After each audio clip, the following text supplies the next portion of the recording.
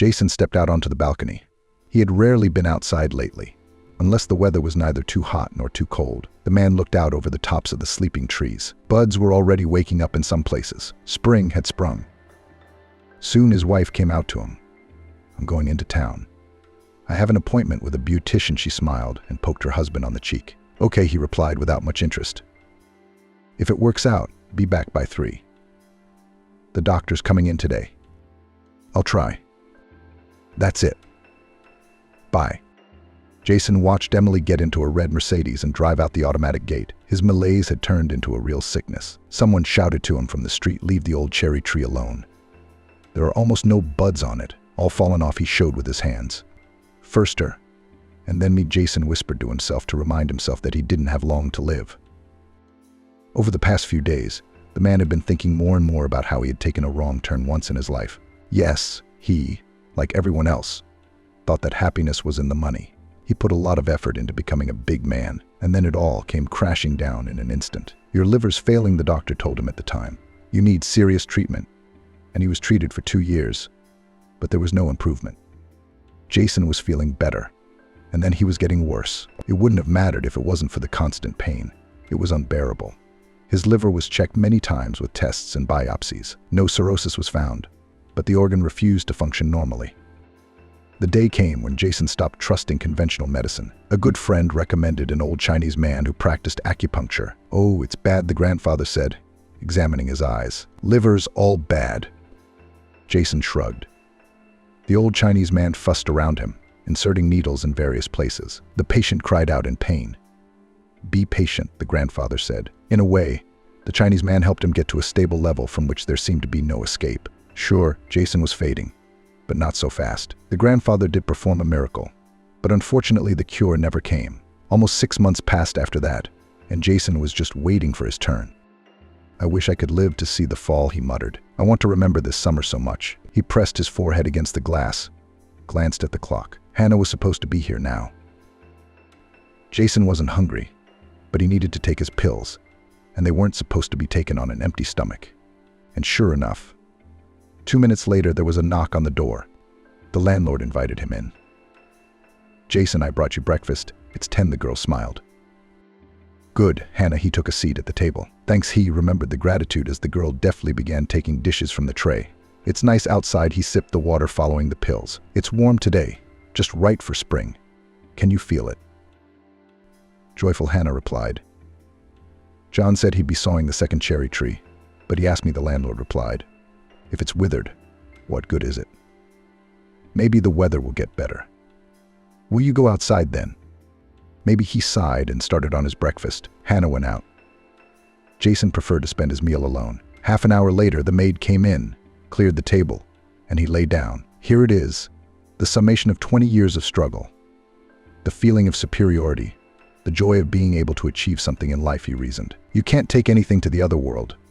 That truth is so simple, but for some reason no one thinks about it.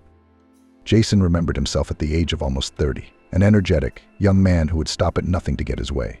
He was quickly noticed his tongue in cheek. Beautifully spoken words became Jason's calling card. But along with this, he had a big problem. The chief's wife fell in love with him. She was in her 40s, but she was still as fresh as ever.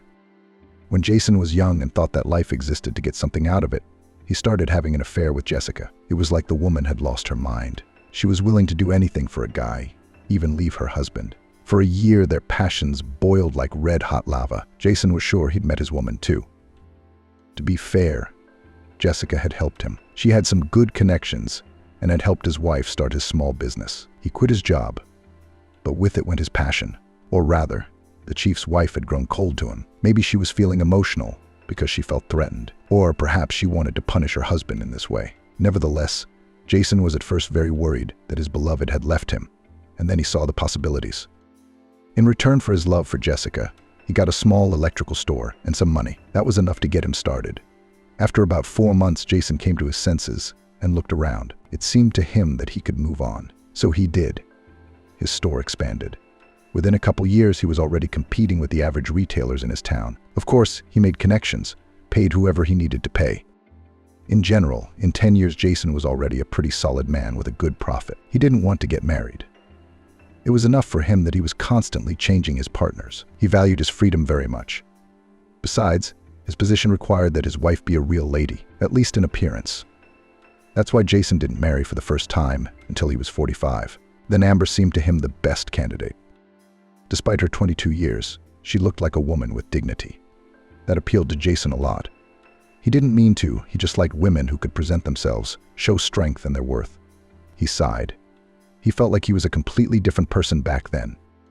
"John, I've already sawed the cherry tree," the man told him. Yes, the girl sighed in the same way. "John, I feel sorry for him." She hugged her husband. "Jason is a kind man." "That's true." He stroked the girl's head. "I'll be sorry to leave this place." A year and a half ago, a couple came to this town to earn money. By some miracle, they'd managed to get into Jason's house. His wife didn't want them, and she was too arrogant, but the owner insisted. He liked these young people. They seemed open and friendly. And the husband and wife turned out to be hard workers. "I don't want to leave here, either," Hannah said. "We're so lucky to have him. And I'm used to the house. I think Amber will kick us out when he dies," John said sadly. The mistress never hid her dislike of the servants, especially the girl. The young people did not know where she came from or where she was born. But rumor had it that Amber was also from the common people, a bit of a self-promoter for the role of the society lady she played all the time. She was beautiful. She was almost 40 and looked about 10 years younger. Why she and Jason didn't have kids, the couple didn't know. Nobody did. Someone just kept coming up with more and more theories. John left. Hannah started cleaning. They had a gardener working at the house. He usually started his season in mid-April and finished in the fall. Michael worked twice a week. Then there was the cook and his assistant and another cleaner. John and Hannah lived with Jason all the time. The rest of us had our own work schedules. The beginning of April was very warm indeed. Hannah put her face up to the sun. She was 23. Like anyone her age, she dreamed of having a house and children. That was the purpose of her and John coming here. Of course, they'd already saved some money. But it wasn't enough to buy a house in the city. Jason's house was in the suburbs. It was quiet. If the servants needed anything in town, the owner's driver drove them, or they took a cab. The old grandfather had long since retired, but he would come by his former master's request with his car and do his job professionally. Even at such an advanced age, Hannah didn't notice how quickly the time flew by. She stopped when the doorbell rang. The doctor must be here. She remembered what her host had told her, and ran to meet him. The doctor said hello. He and Jason exchanged a few words about the weather, and he headed to the second floor. Jason was already prepared. There was one thing that confused him. Amber never showed up to talk to the doctor. An hour later, the guest left the patient's home and went to his apartment without much emotion. "Yeah, nothing's changed," Jason said with frustration. Then there was no hope. He lay down, his mind reeling with thoughts. But what hurt him the most was his wife's neglect. He closed his eyes. A young Amber stood before him. Oh, how beautiful she was. They'd been introduced to each other at a rich man's birthday party. Amber was single. She was friends with the birthday girl's daughter. The girl chose her friends very carefully. You could say that Amber made up every move she made. She hadn't barely escaped the small town to go back there. Only a big city with prospects appealed to her. Amber relied on her looks. She always looked good. She was willing to spend the last of her money not on food, but on cosmetics or accessories. Of course, Amber constantly drew attention not only young people, but also middle-aged men, even those who were already in age. But she was waiting for her prince on a white horse. The three young men killed themselves, kneeling, swearing eternal love. But Emily remained quite indifferent to them. Two of them had good prospects in the future, but that was not enough for the girl. She wanted a ready-made option, so that the man of her dreams was fully provided for. He didn't have any problems, and she would agree to such a man. To such a man she was not sorry to give herself. So Amber waited. And that day she finally met him. After meeting him, her friend whispered in her ear who Jason was and what his condition was. To Amber, her words were like a balm to her soul. She was fine with it. She kept catching glances from her new acquaintance and playing along. She didn't want to miss the opportunity, especially since he wasn't married. After this meeting, the man invited Amber to an expensive restaurant. They got to know each other better. The girl deliberately did not want to immediately let the man near her. They dated for about 6 months.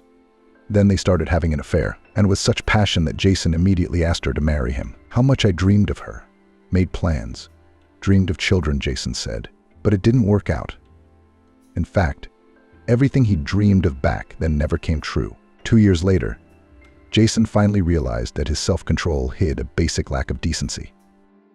Amber was too cold for family life. She didn't want children, and she was always busy with herself. He was ashamed to admit to himself that he'd made the wrong choice. His wife wasn't the right person for him, but he couldn't break off the relationship. Jason was too proud at the time to admit his mistake. As time went on, Amber lost interest in her husband. They lived separate lives, nothing to connect them.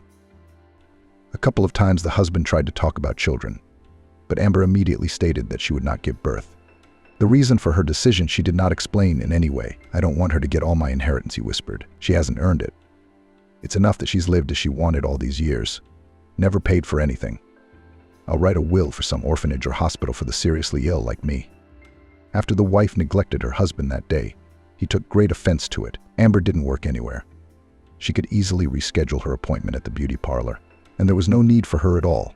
"She doesn't need me. Why lie to myself?" I was hoping that after she found out about my illness, at least something would change in her. But no, Jason thought. People like her have no sensitivity to others.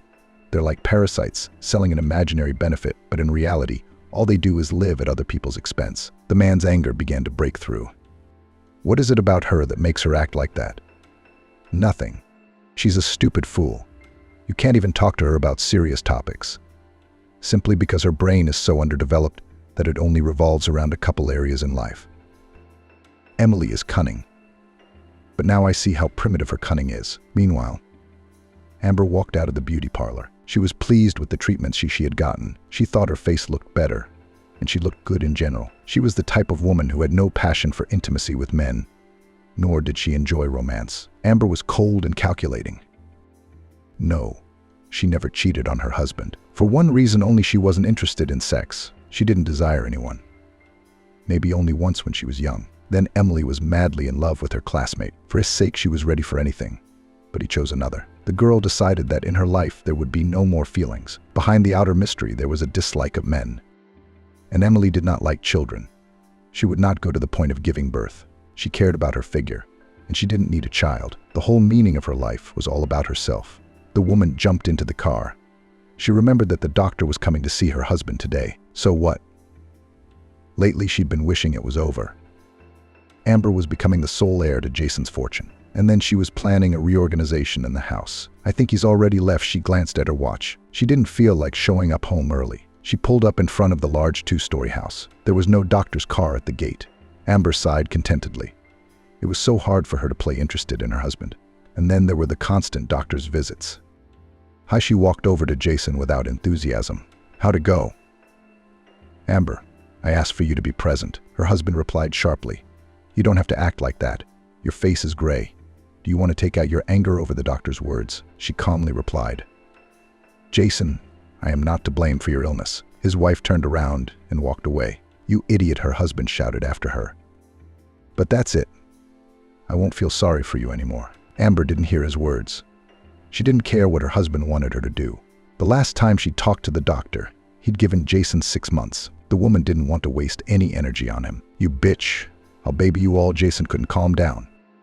His liver ached again.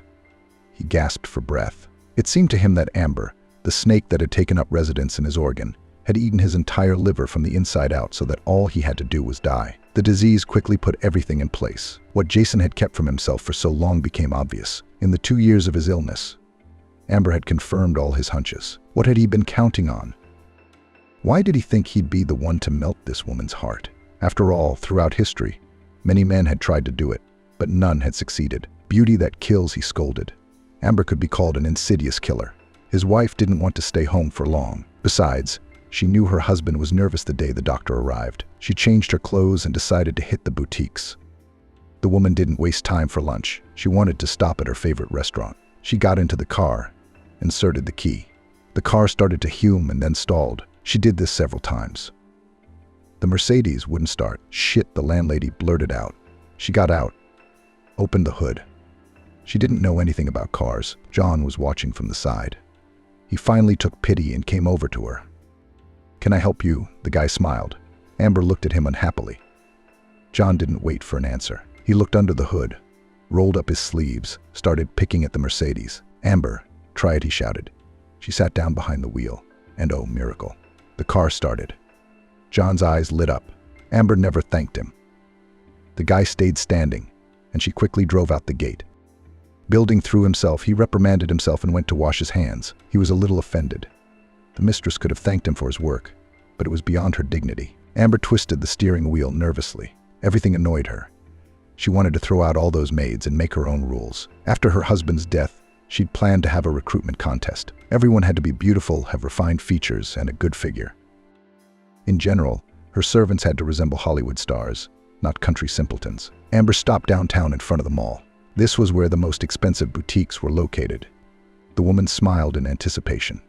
She was a regular customer, and had already accustomed the salespeople to how she should be treated. Immediately, a beautiful young woman ran up and began to favor her. An hour later, the customer was satisfied. She picked up 2 large bags and tapped her heels to leave the boutique. And then her favorite restaurant was waiting for her, and so were the familiar waiters. A young man bustled in front of Amber and complimented her every now and then.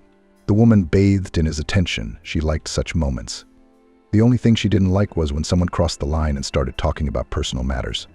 The guests glanced around. The decently dressed gentlemen were looking at her intently. Amber smiled contentedly. There was still a charm about her that attracted the eyes of the opposite sex. It was from a man sitting at a neighboring table that Amber's waiter brought Amber a very expensive wine. "Thank you," she blushed.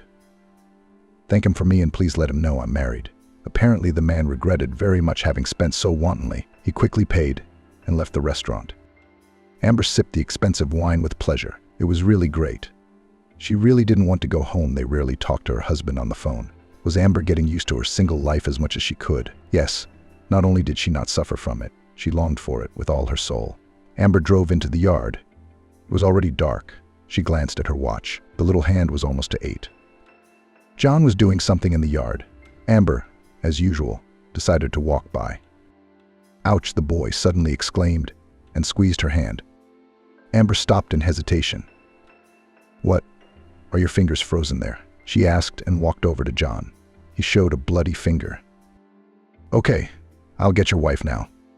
"She's gone," the young man said faintly. "Would you mind bandaging my hand?" "And I," either with disdain or arrogance, replied the landlady. She slowly, the situation was not arousing any positive emotions in her. "Please, we need to treat the wound." "Please," the young man uttered. Amber and John walked to the kitchen. He showed them where the first aid kit lay. Amber's dress was too expensive to ruin. She bandaged the guy's arm from a distance. "Thank you," he thanked her, though the bandage the hostess made wouldn't last long. The woman left everything on the table and went to her room. She was tired of it all. "I wonder if she even has a soul," John uttered through the pain. "She's not even touched by human suffering." Half an hour later, the wife arrived. She rebandaged her husband's arm, stroked his head to quiet his pain. "I don't know how she decided to do that at all," Hannah said in amazement when she learned that Amber had done the bandaging. "Yeah, I asked her several times before she agreed," he sighed. "How does he even live with her? I mean, she's a heartless woman. I'm the one who's so lucky to have you." He kissed Hannah. "You're my gold." Hannah herself realized how lucky she was to have John. He didn't drink. He didn't smoke. He carried her in his arms, literally. John was a great guy, and he was willing to work hard for his family. That night, the young people talked about their masters for a long time. They fell asleep after midnight. Amber did her evening ritual. She stopped by Jason's house and said goodnight. Her husband didn't say anything back. He was very angry with his wife. He thought Amber had crossed all the red lines. She was treating him like he was dead in front of him alive, showing her lack of care and interest in her husband too openly. Jason decided to call his lawyer the next day. He was going to divorce Amber. With those thoughts in mind, Jason fell asleep. He really wanted Amber to finally be punished. He realized that he had raised this snake himself and fed it all this time. But as the saying goes, "I bred you, I'll kill you." The next day, Jason was visited by his lawyer.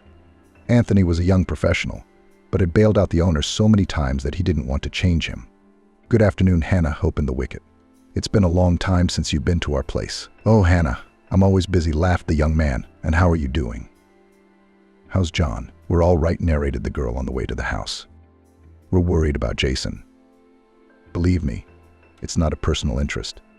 We're very lucky to have him." "Yeah, Jason's a good man," Anthony agreed. "Well, see you around." Anthony waved as he walked up to the second floor. "Hi," cheered the landlord. Thanks for coming on short notice." He hugged his guest. Jason had often told the lawyer that if he had a son, he wanted him to look like Anthony. "Well, I'll drop all business for you," Anthony cheerfully replied. "I hope the doctors have reassured you." Unfortunately, no, Jason interrupted him. "I'm too serious to keep dreaming. I called you in to talk about my wife." The conversation was a long one. Half an hour later, Hannah brought them tea and dessert. Still, the men were still unable to come to any common ground. "You see, if you divorce her now, she'll take some of your property. And it doesn't matter that she never worked and lived off you. I suggest you write a will." Jason really wanted to get rid of his wife, maybe just to get back at her. He envisioned Amber leaving his house with nothing. But Anthony's arguments were too convincing. "Okay," he exhaled. "I don't know how I put up with her. I wanted so badly to die in peace and quiet." It wasn't easy for Jason either. He set himself to kick Amber out. "I need to think about the will," he said at the end of the conversation. "Anthony, I'll call you then." In his 32 years, Anthony hadn't often met such reasonable and honorable clients. Besides, Jason was dear to him in a human way. "Will you be long tonight?" Hannah went to see her guest off. "Is Jason doing well?" He smiled crookedly. "So Hannah, was good to see you." He held out his hand to the girl. Hannah sighed sadly.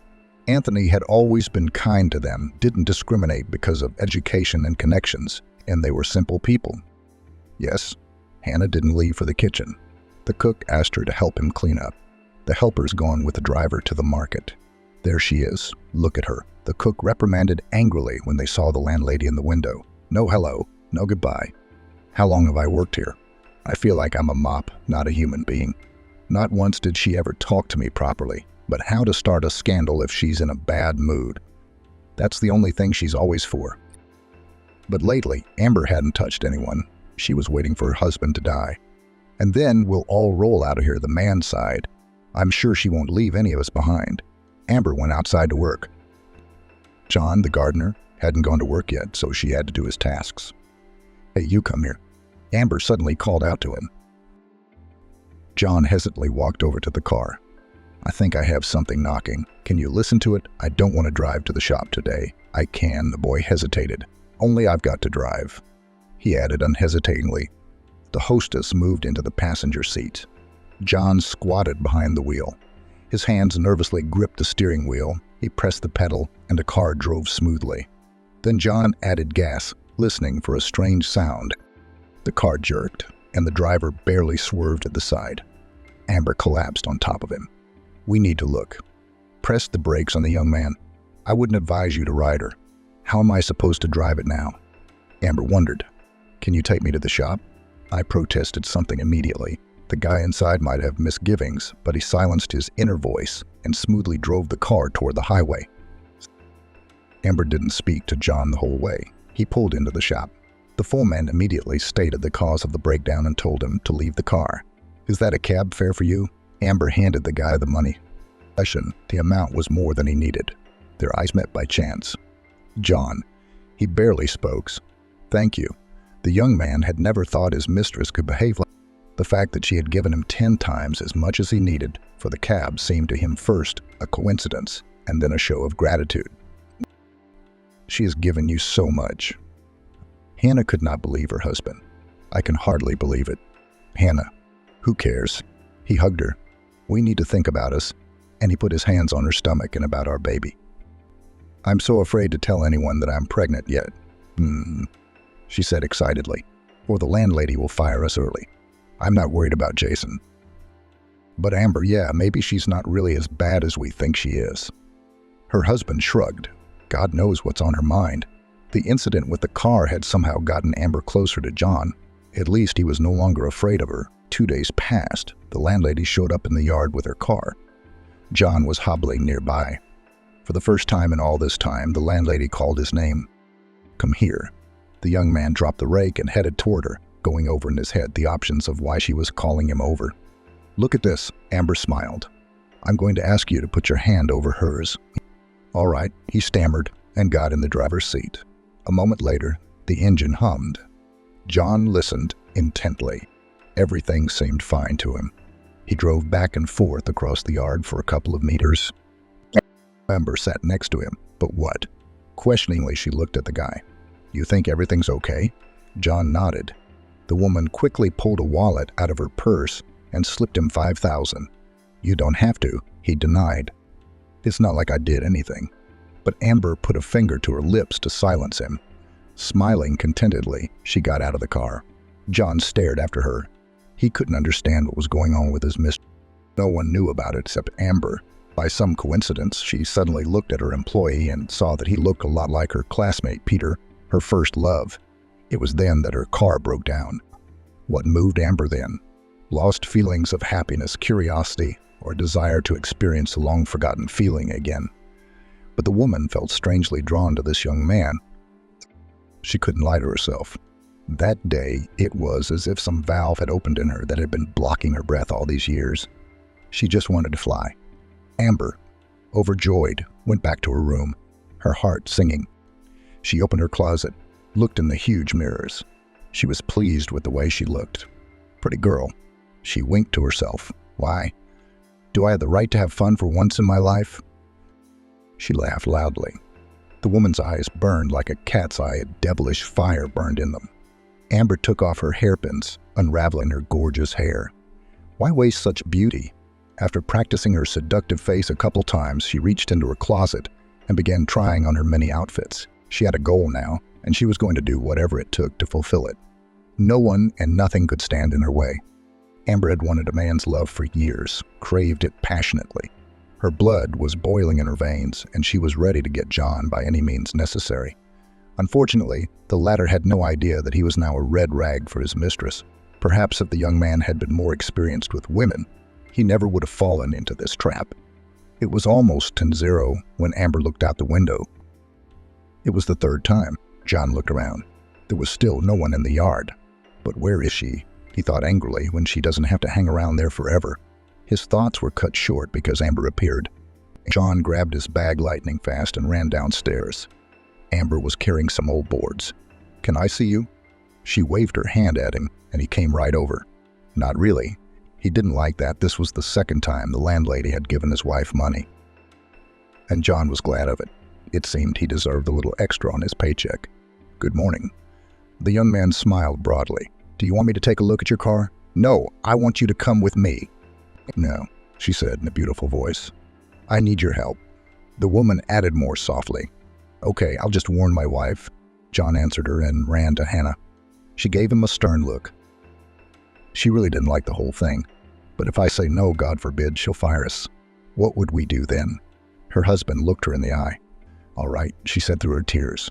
Please don't show your face to her again. I don't like all this very much. John raced back with an arrow. Amber was already on her way, waiting for him on the street. She'd only thrown her passenger a few words. He didn't seem particularly eager to talk to her. She threw him a questioning look. You want to know where we're going? To the store?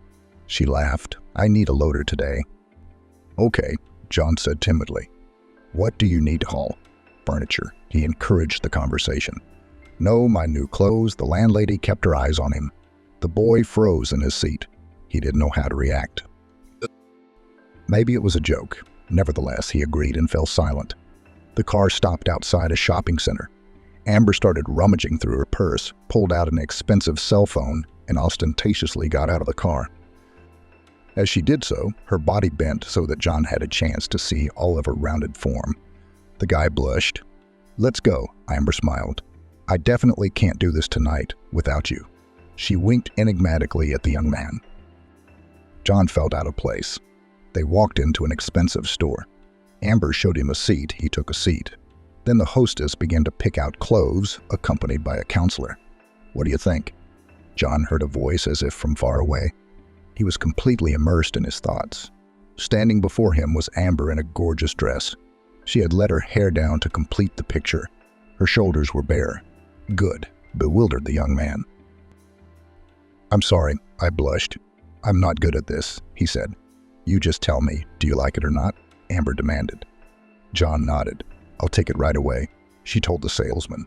About 10 minutes later, she showed up in her new outfit. John wanted to get up and leave, but the hostess grabbed his arm just in time. Stop, she commanded. It's a job, so sit and watch. I'll pay you for it. Cash motivation. There was a little less of the pragmatic John's fervor. The hostess's second outfit didn't appeal to him. Screw it. She laughed and handed the salesman the clothes. We'll take the next one. So in almost 3 hours, John had chosen only 3 outfits for his mistress. And you have good taste. She complimented her assistant when they had already gotten into the car. Well, John, such a thing. We should celebrate. Before he could object, Amber steered the car toward her favorite restaurant. To good taste, she raised her glass. John sat looking around. Richly dressed people were eating everywhere. He sat in his work clothes and looked rather silly in his eyes. Don't worry so much, Amber took his hand. I'm my own man here, so no one will say anything about you. I'm sorry, but I have to get back. I have a lot of work to do. Tried to walk away, John tried to leave. He was ready to go home and at his own expense.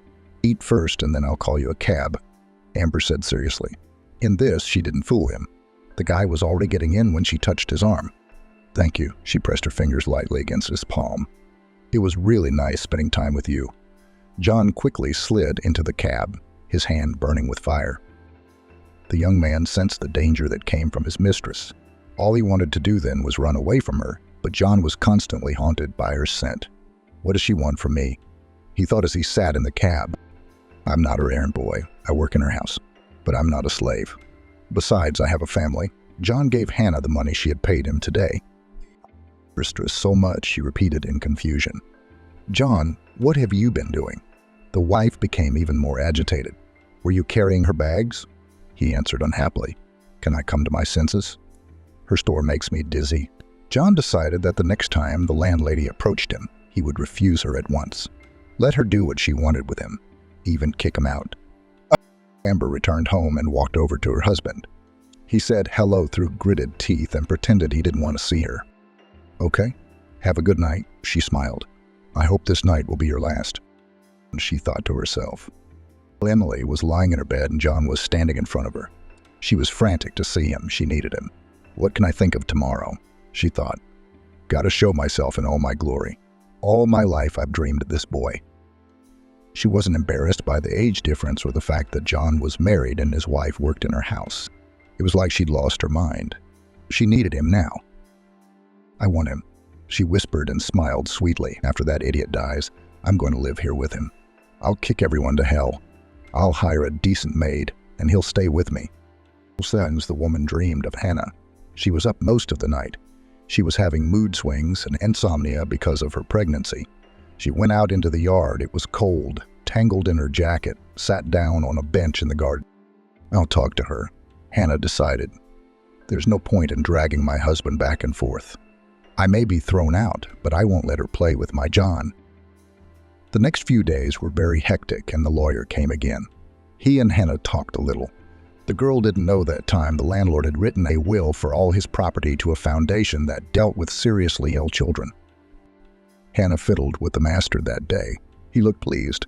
In fact, Jason was very happy that he would punish his negligent wife in this way. He had no idea at the time how drastically things would change. Jason asked her to stay with him for a while. Meanwhile, Amber approached John again. He looked at her unhappily. I don't feel well, she whispered. Could you take me to the hospital, please? Yes, of course. The young man jumped up to her and took her hand. He got behind the wheel, and the car started slowly toward the hospital. John kept glancing at his passenger the whole way. Amber did look pale. Are you okay? He asked her. She nodded. I'm okay. Shouldn't we call an ambulance? No, Amber waved her hand. I'll be fine. She was flattered that John cared so much about her. The guy helped the woman up to the doctor's office. He nervously paced the hallway when she came out. He immediately asked how she was.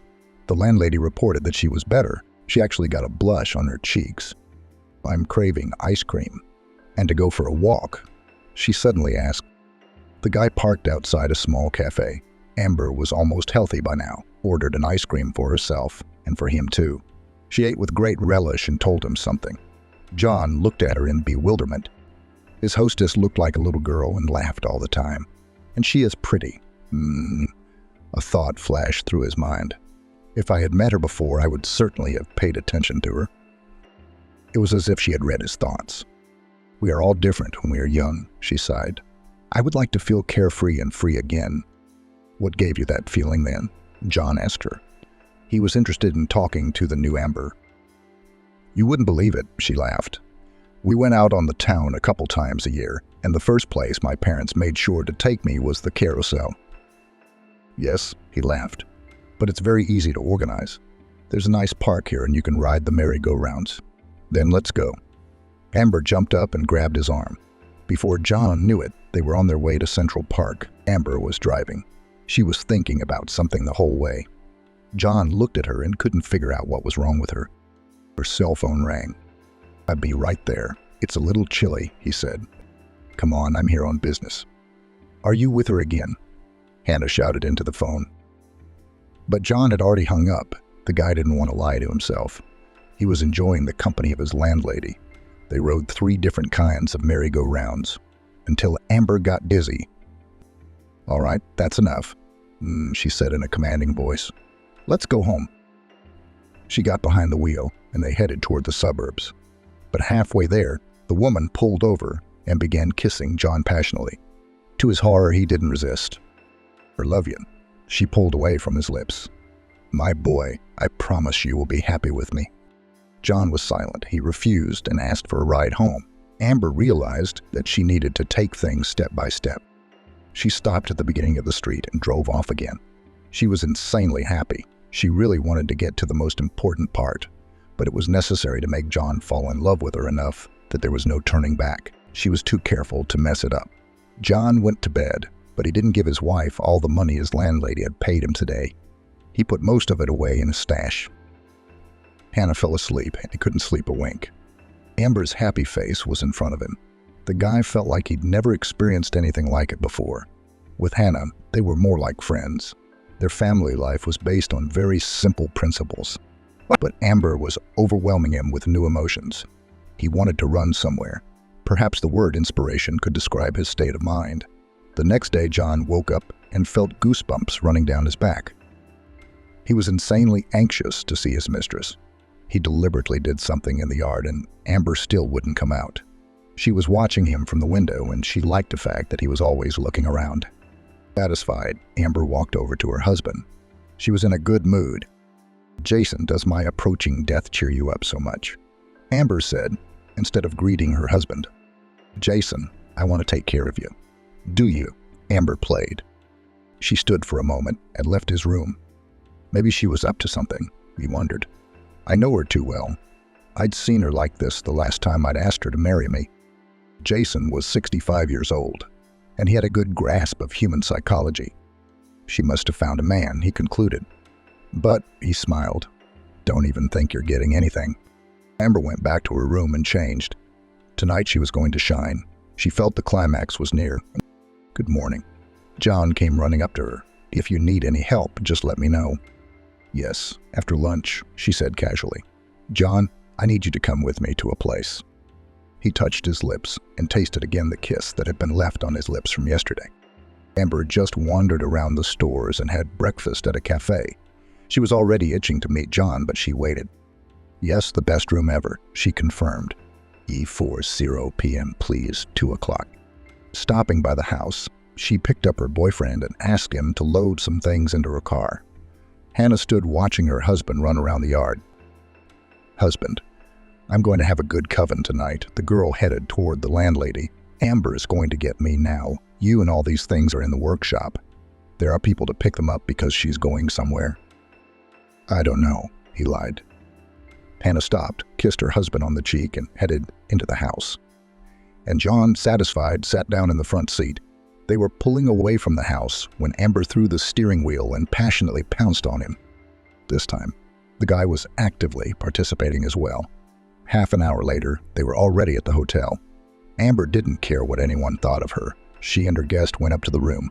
There was already champagne and fruit on the table. To a good evening, she raised her glass. I hope we have a nice time. John's whole past life just faded away. It seemed to him he simply hadn't lived before.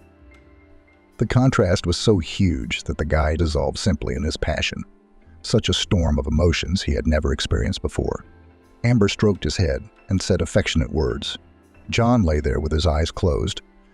Why did you choose me? he suddenly asked. Especially since I'm married. He turned to her. Because you're different, laughed the hostess. And also because I love you. I think we're made for each other. What about Hannah? He suddenly remembered his wife and blushed. What's going to happen to her now? She'll be all right too. She'll meet her happiness. It's just that we won't say anything to anyone yet. As soon as my husband dies, she fell silent. But John understood what she was trying to say. At that moment, he was so lost in unreality that he couldn't even guess who he was or where he was. He was so caught up in his passion that he couldn't see his life without Amber anymore. Hannah seemed to sense something wrong right away. First of all, she didn't like the smell of champagne. John very rarely drank, mostly wine at the holiday table. John, what's wrong? His wife asked in excitement. Have you been drinking? She kept her eyes on him. That's enough, he pronounced. Can you imagine my luck today? One was introducing himself about his wedding. The guys poured me a glass, too.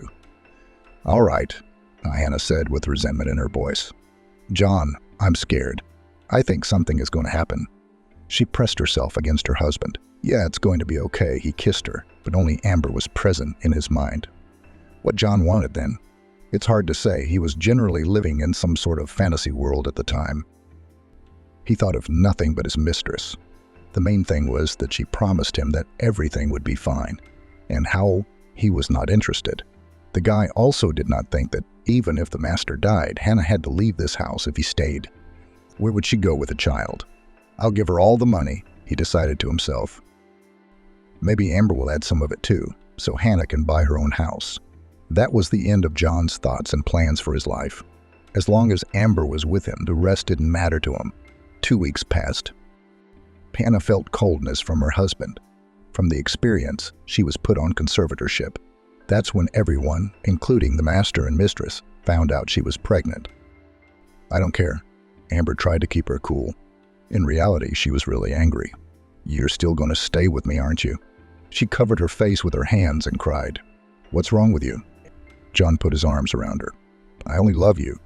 Do you want me to tell Hannah all about us? No, she answered at once. Let my husband die first, and then I'll tell her everything myself. A little over 3 months passed. Jason decided to walk to his room where he used to conduct his business. It could have been called a study. Its windows faced the high neighbor's wall. There was almost nothing to see there at all, except a couple of trees under the window. The man spotted 2 people, took a closer look, and almost shrieked. Amber and John were standing against the wall where no one could see them and were kissing passionately. Oh, shit, Jason scolded. She's completely out of her mind. You crazy fool. Hannah's going to have a baby soon. At first, the owner wanted to call his wife in and make a scene, but then it would have been revealed that he'd robbed her of everything, and she'd have nothing when he died. Amber could instantly file for divorce and take a decent chunk of his estate. What am I going to do? He pondered. God, what a pity, Hannah. Poor girl. That's right, it dawned on him. Jason called Anthony at once. He arrived a couple hours later. Wow. The man was surprised to see Hannah's belly. I didn't know you were having a baby. Congratulations. Thank you. The girl stroked her belly. Anthony, it's been so long since you've been here. We miss you already, she said. I promise I won't be missing you again, he laughed. The girl led her guest to the host. He asked for tea to be brought to them, and Hannah set the table and left. Anthony, I'm asking for your help in a very delicate matter. The client's voice trembled. The lawyer looked at him intently. He had no idea what Jason was about to say.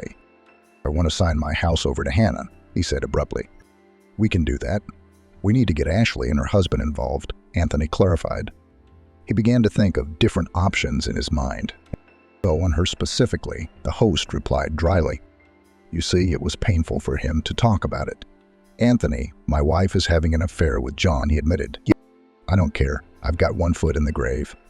Hannah, on the other hand, has had some bad luck. How so? The guest opened his mouth in amazement. She's pregnant. I saw her today. That's the problem. She doesn't seem to know anything, he sighed. Anthony, I want to help this girl. Besides, I feel kind of guilty about her in a way. But you didn't put your wife up to her husband, did you? The man threw angrily. Wonder if he fell for her in the hope of getting your property. The lawyer felt like cursing. but he had long ago been able to keep his temper in check in such situations. "Bastard," he whispered as he walked to the window. "What's going to happen to her now?" The man was quiet for a moment. He liked Hannah. She was like a pure tear. Oh, and John seemed like a decent guy too. But right now he was ready to punch him in the face. "Okay," he approached Jason again. "Bring all the paperwork over tomorrow for her to sign. I want to leave her some of the money," the man added. "She'll have to raise the child alone." Anthony came downstairs. He was all pale. Hannah came up to him at once and smiled cheerfully. "What's the matter with you?" The girl said involuntarily. Is Jason doing so badly?" "No," he suddenly took Hannah's hand. "It's going to be okay." He ran his other hand through her hair. "We'll see each other again soon." Anthony was acting strange somehow. He didn't usually take such liberties, though the girl sensed his behavior as a friendly gesture. It seemed to her that he knew something that she certainly wouldn't like. While John was saved by the fact that his wife was pregnant, she wouldn't let him near her. She got into moods easily, so he tried to keep his hands off her. "No, have you seen her today?" the wife said suddenly. "Dressed up like a doll. Walked past Lauren and me, flashed a grudging smile, left." "Who?" "Emily." John blushed and corrected himself. "Amber." Anna somehow didn't notice it. "Yeah, well, playing the hell out of it," the wife replied grudgingly. "She's not worth a damn herself, is she?" "I don't know." John wanted to avoid the conversation. "John, Hannah, screw her." He waved his hand. "Let's go to bed." 2 or 3 times a week, John went out for a couple hours on a coven. His master would let him. Hannah didn't know her husband went to Amber's hotel. He always brought back good money he supposedly made when he returned home, so up until that point, Hannah hadn't questioned any of it. But 2 weeks after Jason wrote the will for the house, the thing Hannah had been dreading happened on her. John went into town for work. Hannah got a call from the health clinic telling her to come right away. There was some kind of test missing. Either the girl had forgotten about it last time, or she hadn't been scheduled for it. She managed to get out of the office in time and headed for the exit. Realized she couldn't take public transportation. "I'll stop by the market," she thought, "and then I'll call a cab." The bazaar was 50 meters away from the polyclinic. It was hot. It was approaching September. The girl stopped in the shade of a large store, sitting on a bench when she heard joyful voices. Hannah thought the man's voice sounded familiar. She turned around. There was a familiar car in the back row and beside it. Oh my God, she almost fainted when she saw her John kissing Amber and quickly jumping into the car. Hannah's trembling hands tried to press her husband's number, but he didn't answer. The girl began to pant from the stress. Her stomach felt like it was squeezing. "Calm down," she ordered herself and breathed deeply. "It's all right. I was just imagining it. She needed to get home and she would be safe there." She lay down on the bed and cried bitterly. That's how John found her. Rushed to his wife at once. She could not say anything to him for a long time. "I saw you," Hannah said at last. "Did you kiss her, John?" "That's why." She turned her face in. All the more for her, the husband was silent. He couldn't look his wife in the eye. "I love her," he finally said, breaking Hannah's heart in half. "I can't live without her." "Oh my God." The girl covered her face with her hands and cried even more. "What about me?" John didn't answer her. He ran out of their room. The girl got out of bed and, as lost, went up to the second floor. She beat her fist with all her might at Amber's.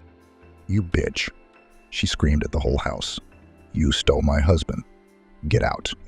A moment later, the door opened and Amber appeared in the hallway. At first, the grin stayed on her face, but then the woman became seriously frightened. Hannah clawed at her hair, and they began to fight. Amber had one big advantage: she wasn't pregnant. Jason came out screaming. He realized what was going on. The whole house was buzzing. Before he could get to Hannah, she shoved Amber as hard as she could, sending her flying down the stairs. John showed up in the doorway as well, helping his mistress up. Hannah walked up the steps. Jason was in great pain from the excitement and could barely make it down to the first floor. No, Hannah blocked the car. Her husband wanted to leave with Amber in. John quickly ran out, pulled her aside, and the car drove out the gate and into the street. "No," Hannah sobbed. "John?" And everything went black in her eyes and she blacked out. When Hannah came to, she realized she was in the hospital. She started to feel her stomach in terror. The baby was still there, and she sighed. Half an hour later, a nurse came to her, and in the evening Anthony appeared in the room. He tried to speak as calmly as possible. Jason couldn't make it, and he wasn't feeling well either. The girl turned her back to the wall, crying. The pain was unbearable. The lawyer waited a few minutes. "Hannah, I have some very important and bad news to tell you," he finally said in a trembling voice. Hannah turned to him abruptly. There were tears in her eyes. Anthony waved his hand. He wanted John to answer for everything, but not at this price. "Was Jason dying?" Hannah asked. "No, it's not about him," Anthony answered, and then he was silent again. It was too hard. "Did John and Amber crash?" Hannah persisted. "No," she shouted across the room. A man ran up, pulling her against him. Someone brought cold water. "Did he make it?" After a few minutes, she asked. Anthony shook his head negatively. Hannah became really hysterical. She was given an injection and fell into a dream. "God, it hurts so bad," Anthony whispered, stroked her hand. Before leaving the room, Jason lay on his bed and cried. He really hated to end his life like this. Of course, he dreamed of getting rid of Amber, especially after she seduced Hannah's husband. But that she'd done it, he had no doubt. As the investigator had told him, John had been driving, stressed out of control. They went full speed into the ditch. The car was thrown high into the air, flipped several times. Both of them died on the spot. Jason felt he didn't have long to live. His nerves were on edge. The events of the last few days had taken the last of his strength. He wanted to go to Hannah, but he couldn't even get out of bed. He realized that he still had to get through the funeral. He would naturally not be able to go to the cemetery. In fact, all these matters were now handled by Anthony. He contacted Gregory's parents. He had to tell them everything. His father and mother took him in themselves. They didn't want to make a big deal out of it. No one came for Amber. So Anthony had to organize everything himself. Daniel was admitted for observation. Of course, she was in her 8th month, and there was still a chance that if she didn't make it and gave birth, the baby's life could be fought for. But the doctors did everything they could to make sure she carried the baby to at least 8 months. The tone was very strong. Somehow, Jason made it to the day of the funeral. In the evening, he was taken to a hospice for the critically ill. Anthony was torn deciding his affairs. He drove to the hospital to see Hannah. She was also visited by the boys. The cook kept sending her normal food by courier. All in all, everyone sympathized with the girl. "Congratulations." Anthony held out a huge bouquet to Hannah and blushed. He had come to pick her up from the maternity hospital himself. Hannah didn't realize the change that had taken place. After his wife died, Jason had written a deed of gift for the share. She was now sole owner of the house. Everyone already knew about it except her. "It's such a shame we don't have Jason with us," the girl said sadly. "He did so much for me." "Hannah, believe me, he did a lot more for you than you realize," replied the lawyer enigmatically. "I'm very glad you've come to your senses." In passing, he threw in, "Anthony, thank you too." She touched his shoulder. "You've turned out to be a true friend." The lawyer lowered his eyes. He had liked Hannah for a long time. He certainly didn't want to take advantage of her today. The car pulled into the yard, and there were already guys standing outside. Hannah gave her son to Anthony and began to hug everyone. The man was afraid of the baby at first, but then began to stroke him lovingly. "Wow, Anthony, you look just like his daddy," the cook joked. "He let me take a picture of you." Everyone went into the house where a large table was set up. Hannah put her son in the stroller. He was sleeping soundly. Anthony asked her to talk to him alone. Everyone knew what he was about to say to her. "Hannah," the man looked her in the eyes. "This house belongs to you now. Jason has deeded it to you, holding out all the necessary paperwork," you said. "I don't want it that way." "May," Hannah immediately protested. "Anthony, let him come back. I'll make sure he spends his last days in joy.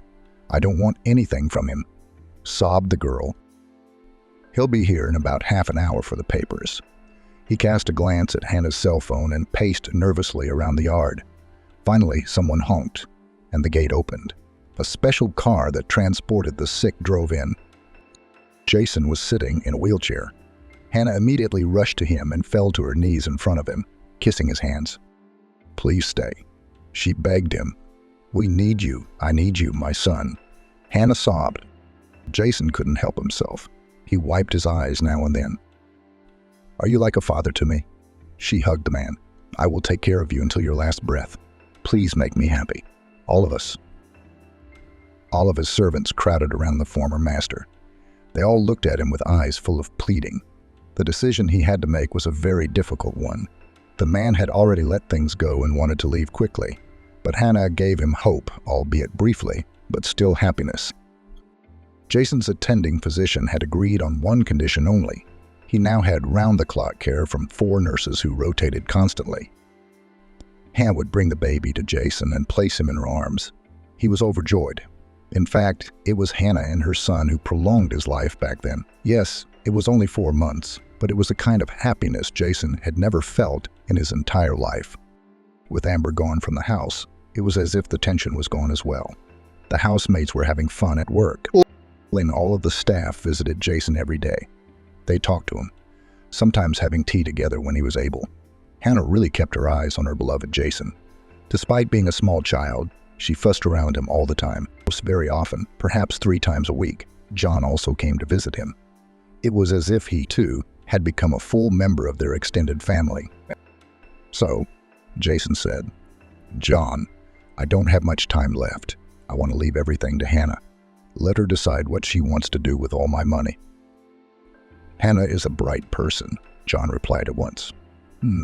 She doesn't want your money. She's taken over your house." "I mean, John, she's like a daughter to me." He wept. "I really want her to have a reliable man in her life." Once the lawyer blushed and lowered his head. Jason almost jumped out of bed. John, he couldn't believe his hunch. The man kept his eyes on him. "Yes, I've been in love with Hannah for a long time," he admitted honestly.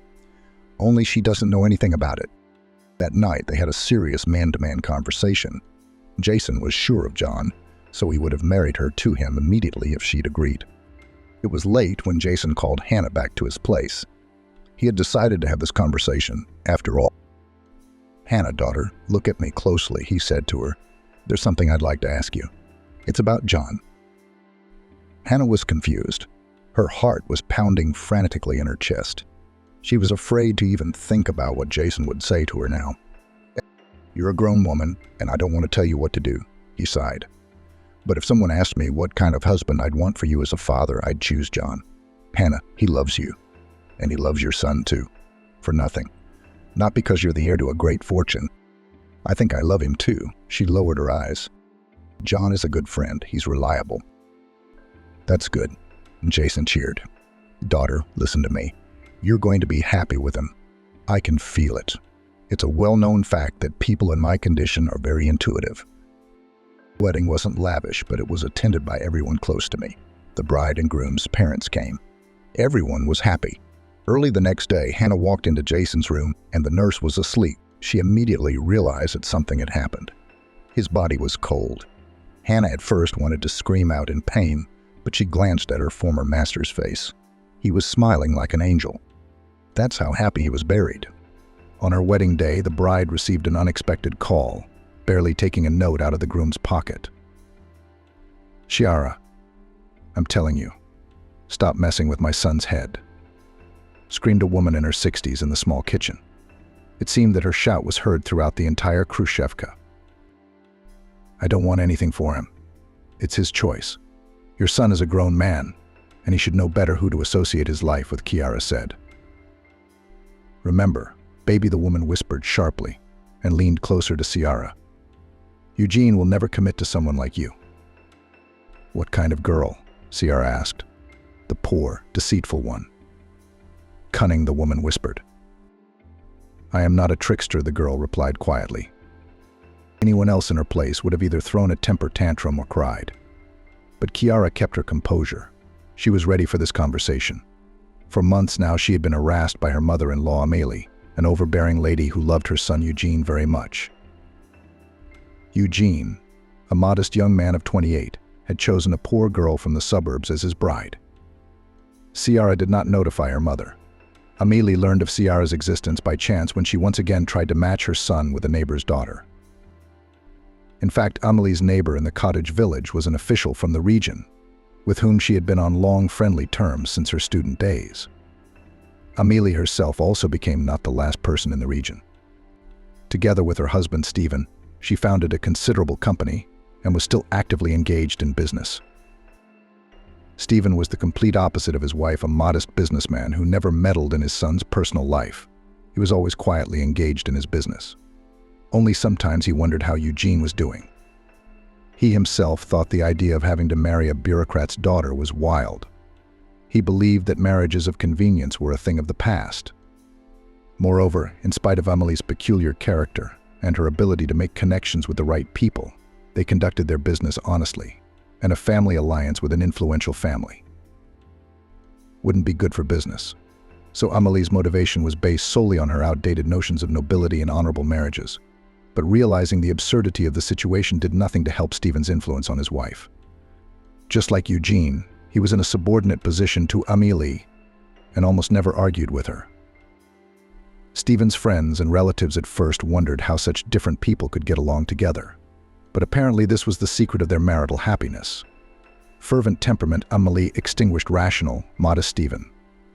She gave their relationship energy, and he processed it and directed in the right direction. But if the elder Stephen was able to find himself next to such a wife, their son Eugene experienced a variety of difficulties during his growing up, and, as it turned out, in the period of quite independent life. The events that took place in Eugene's childhood and adolescence are not of any interest and will cause rather a sense of embarrassment and shame for overprotective Amélie. But Eugene's character went to his father and was sympathetic to his mother's temperament. Moreover, over time, the situation improved.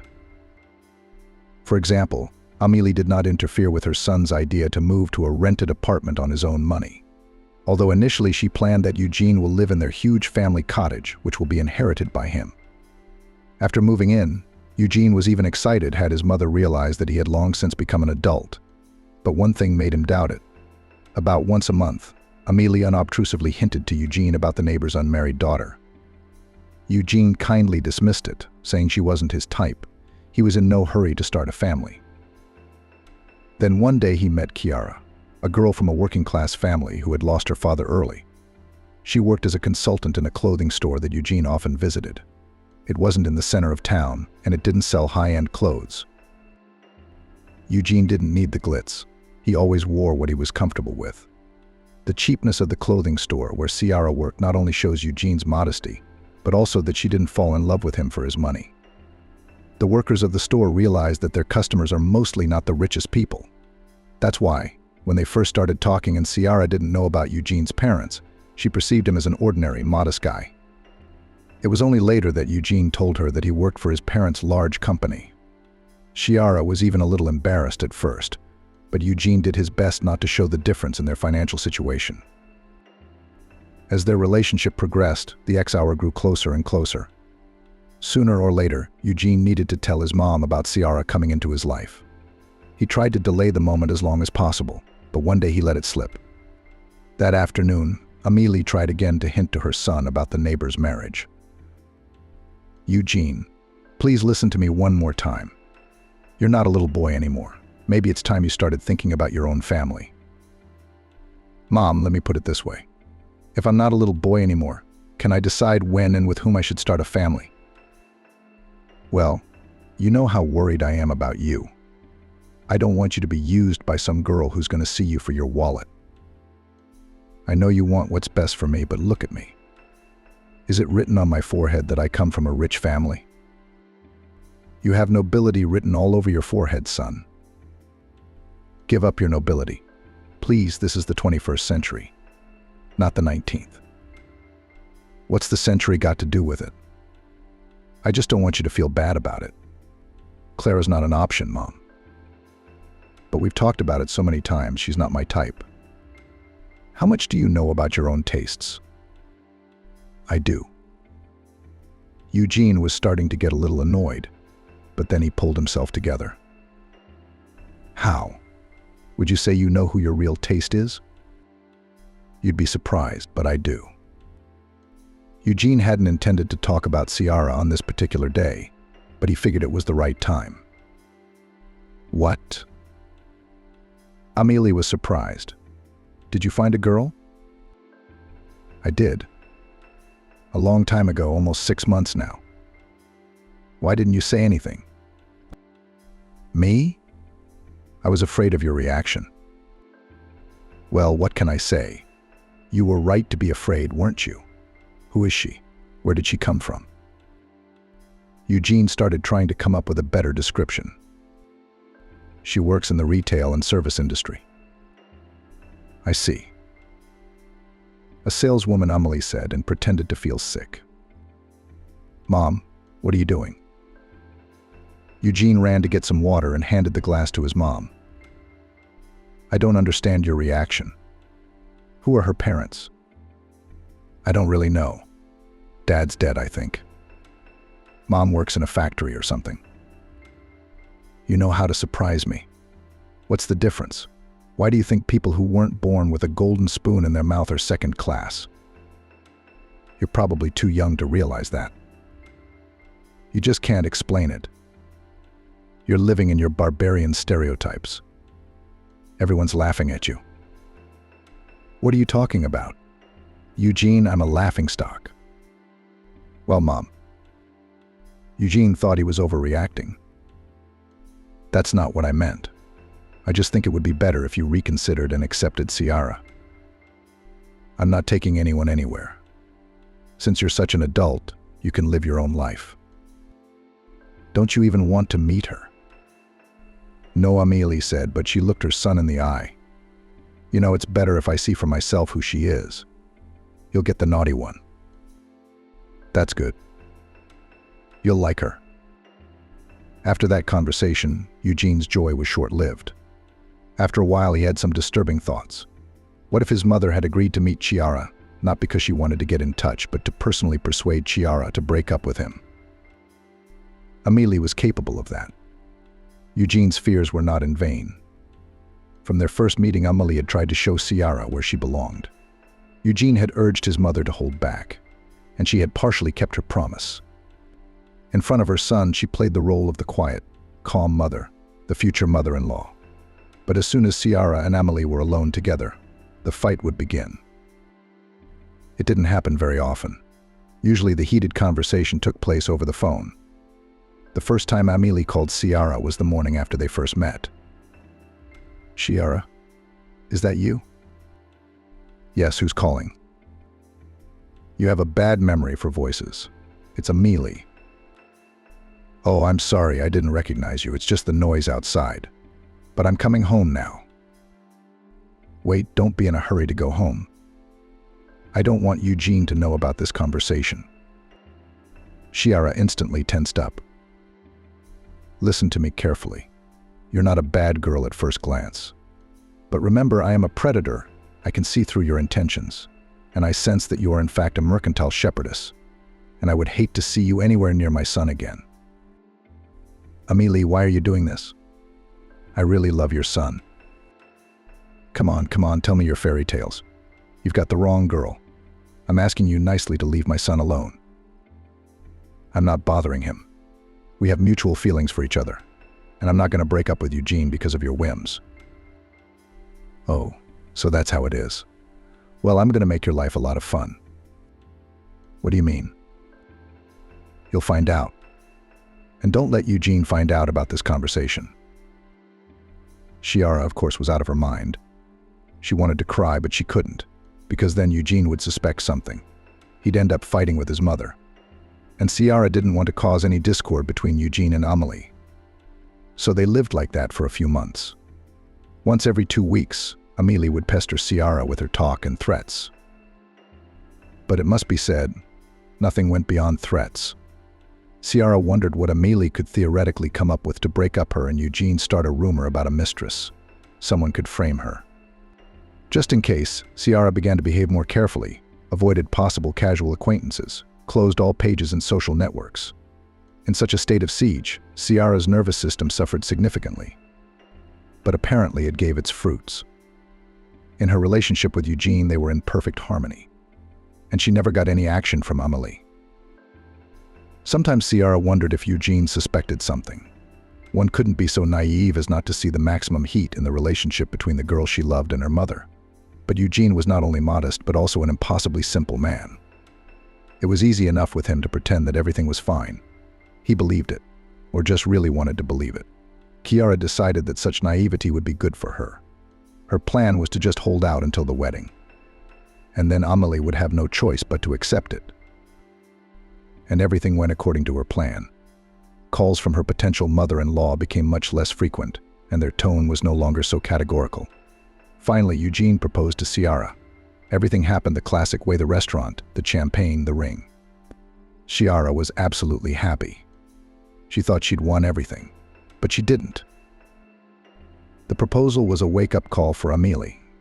Apparently, the woman had decided she had no chance of ending the relationship, so she went into overdrive. Then Amelie personally went to her son's rented apartment where Eugene and Ciara lived. She deliberately waited until her son was at work to be alone with Ciara. That night, they had a conversation in which Amelie called Ciara a fraud. "You're a fraud yourself. You've been leading naive Eugene around by the nose. Well, you think you got what you wanted, don't you?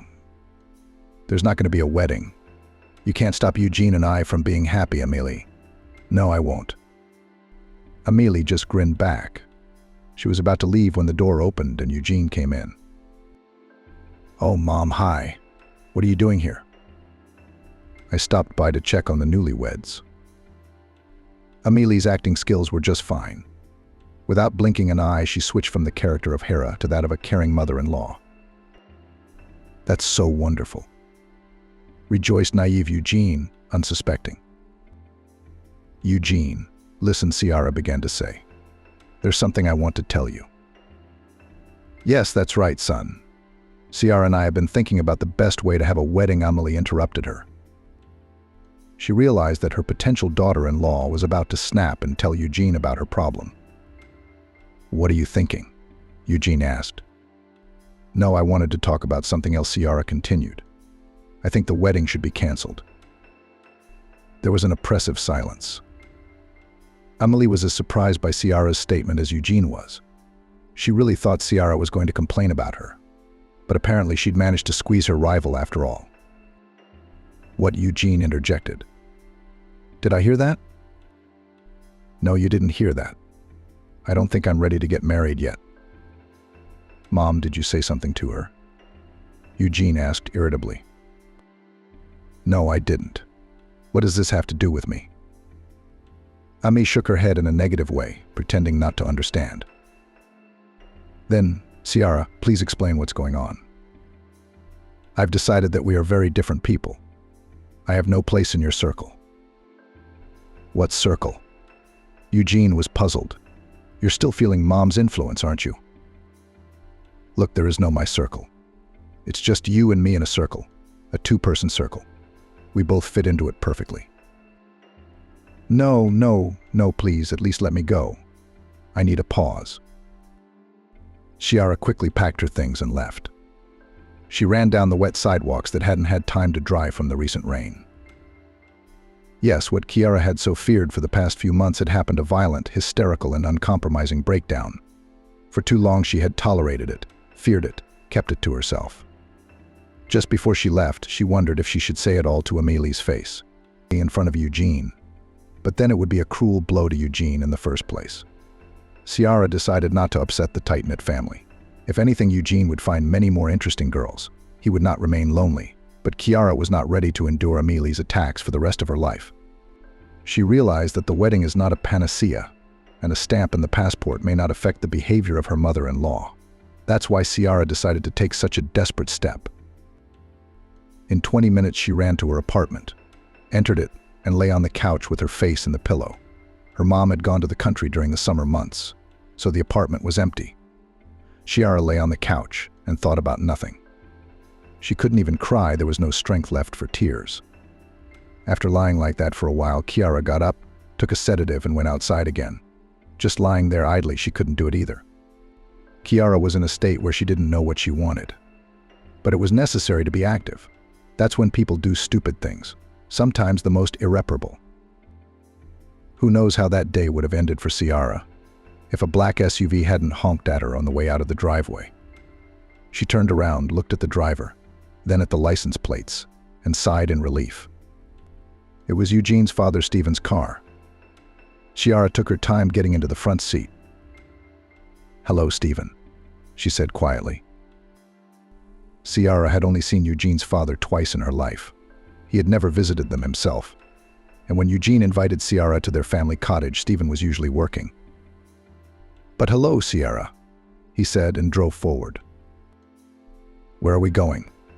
"To your place," Chiara asked fearfully. "No, you what? I'm not sending you there. We're going to a nice place. I think we have a lot to talk about." "Okay." Chiara thought it was Eugene who had asked her father to talk to her and bring her back to him. At first she had feared that Stephen would think of nothing better to do than just take her back to the house where the scandals with Amelie would begin again. But as it turned out, Eugene's dad decided to do something more subtle. He took her to a small cafe called Lavender in the center of town. Chiara and Stephen chose a table and ordered. "I love this place," Stephen began to talk while waiting for their order. "Not Amelie's style at all. We usually prefer other places, but you know what I mean? I come here when I want to be alone or to talk to someone about personal matters. The atmosphere is good, not flashy." "Yes, it's very cozy here," Chiara answered and stared. "You probably think it was Eugene who asked me to talk to you, don't you?" "No, it's my own improvisation," Stephen cut to the chase. "I called Amelie about an hour ago on a work-related matter, and she told me about your escape, and I realized I couldn't stay in the shadows any longer. You see, I've always thought that grown-ups can sort out their own relationships. You think so too, don't you?" "I do," Chiara said. Yes, that's right." Stephen didn't let Chiara finish. "But when another powerful person interferes in an adult relationship and, moreover, destroys it, a third person is needed to balance the situation. So I thought I'd be that third person for a while." "Thank you." "There's nothing to thank me for. I really want you to go back to Eugene. Is that what you want? I don't want Eugene's relationship with his mom to go south. It's not that important right now. Amelie aside, would you be willing to go back to Eugene?" "Of course I would." "That's a good answer. Now let's think about what's stopping you from doing that." "More precisely, who's stopping you from doing it?" Stephen asked. "Of course you hate to hear Amelie say anything she tells you. I understand that perfectly well. But understand, take a detached view of her. She's not going to do anything bad to you in terms of actual actions, and with time she'll get used to it, and then she'll love it. I know her psychology well." "I too thought at first that Amelie would temper her ardor," Chiara said. "For a moment I thought that was what was really happening. But as soon as Eugene proposed to me, it started all over again, treating it like a final battle. She decided to concentrate all her resources and pour the maximum out on me." "She'll calm down after the wedding," Stephen said confidently. "In fact, I'm almost certain that she'll change her attitude toward you much sooner." "I don't know," Chiara said hesitantly, "but right now she's glad I'm gone. And imagine me coming back. What would her reaction be? I mean, she could do anything." "I understand your concerns. So here's what we're going to do. I'll have a serious talk with her, try to moderate her temper, and generally intervene every time she gets on your nerves. Just text me, that's all. I'll call her right away. Okay? But I'll have to bother you every time." Chiara hesitated. "Don't worry about that. I'm interested in solving this situation myself." Stephen leaned over and whispered, "I never liked those Joneses and their golden daughter." Chiara grinned, knowing full well of Amelie's intentions to marry Eugene off to the neighbor's daughter. "And since that's the case, of course I'll let you know. But let's wait at least 24 hours. I'll call Eugene tomorrow, okay?" Stephen asked for the bill and paid it. "Okay, Chiara, I gotta go. Where do you want to ride?" Go. I'll just sit here for a while." Stephen said goodbye to Chiara and left the cafe. Chiara, alone with her tea. She finally had some hope in the last day. Was there really one normal person in Eugene's family who understood how to solve her problem? No, Chiara thought Eugene was normal too. Eugene was too indecisive and naive, and she wanted to keep him away from conflicts with his mother as much as possible. And Stephen had offered his own help. So Chiara shouldn't have worried about his relationship with his wife. Since he had gone to the meeting first, he knew what he was doing. Ciara's musings were interrupted by a tense conversation at a neighboring table. A customer and a waiter were having an argument. "I'm sorry, but your card doesn't fit," the waiter said kindly but sternly. "What do you mean it doesn't fit?" "Try again," the customer answered fearfully. "I have tried 3 times. It doesn't fit." "So, then, your machine does not work." "The machine is fine. The other cards are accepted." "But wait, what am I supposed to do? I don't have any cash." "Try a wire transfer." "If I could, I'd offer it myself." "I don't have internet on my phone either. You're putting me in an impossible position." "I'm sorry, but according to regulations, we have to call the police in such cases." "What's 500 rubles?" "The police? Are you kidding me?" "Absolutely not. That's the rules.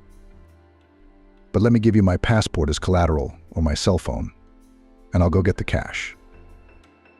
"I'm sorry, but that's not allowed." Ciara rarely allowed herself to eavesdrop on other people's conversations. But here the scene was unfolding too close to her, and she became a listener willy-nilly. Moreover, at one point in the argument with the waiter, the customer's voice seemed very familiar to her. Or rather, not the voice, but the intonation so slightly theatrical. Ciara tried to remember where she could have heard those intonations, but nothing came to mind. So she gave in to curiosity and turned around to face the conflicted table. One glance at the customer was enough. Her classmate Noah Salvador's card wasn't working. Ciara didn't wait for the waiter to start calling the police. She got up and walked over to a neighboring table. "Wait, don't call the police," she said quietly to the waiter. "I'm paying for the young man's order." "What?" Salvador didn't immediately realize what was going on. He frantically looked for numbers in the phone book, choosing whom to ask to transfer the money. He didn't even notice that his classmate had come to the table. Then Noah looked up and saw Ciara. "Ciara, where did you happen to be here from?" Ciara smiled back and put her card to the machine. The classmates decided to leave this ill-fated cafe as soon as possible. "Listen, I don't even know how to thank you," Noah said, walking along the sidewalk with Ciara. "Come on, we're not strangers after all. You better tell me how you live." "I live boring. I work as a junior engineer at our chemical plant." "And you?" "I'm not far off either. I sell clothes." "You see how much hope they had in us at school? It's all nonsense. You can't tell at school who you can and can't get your hopes up for. And you and I weren't great, let's face it." "Well, you're right about the curriculum," Noah grinned. Noah grinned. We weren't the only ones who paid attention to us in the curriculum, unlike the other one. Salvador immediately understood the meaning of Ciara's clarification. The fact was that Noah for Ciara and Ciara for Noah 15 years ago had become the first high school sweethearts. The whole class had watched their relationship develop, but developed was too loud a word. From the outside, it seemed more like the relationship was standing still and not moving anywhere. Noah and Ciara knew how they felt about each other, but they did nothing about it. They were very timid. No matter how much their classmates tried to push them towards each other, no way. For a whole year, the relationship was in limbo, until Ciara changed school for family reasons. After that, he and Noah saw each other only a few times at reunions, and Salvador even tried to start some kind of communication with Ciara, but that didn't lead to anything. On a personal level, we certainly shone with our indecision. Noah corrected his former classmate. The whole class laughed at us, not laughed at us, but envied us. Oh, of course they were jealous, Ciara smiled. But I think I've changed during this time. I've become much more determined. With girls and how? Any luck? Married? No, just practicing for now. But I mean only very quick relationships so far. You didn't get married either? Not yet. But hopefully there will be a wedding very soon. Until a couple hours ago I doubted it, but things seem to be getting better now. You're not 5 minutes away from being wife, Noah said a little sadly and looked at Ciara. She remembered that look from high school.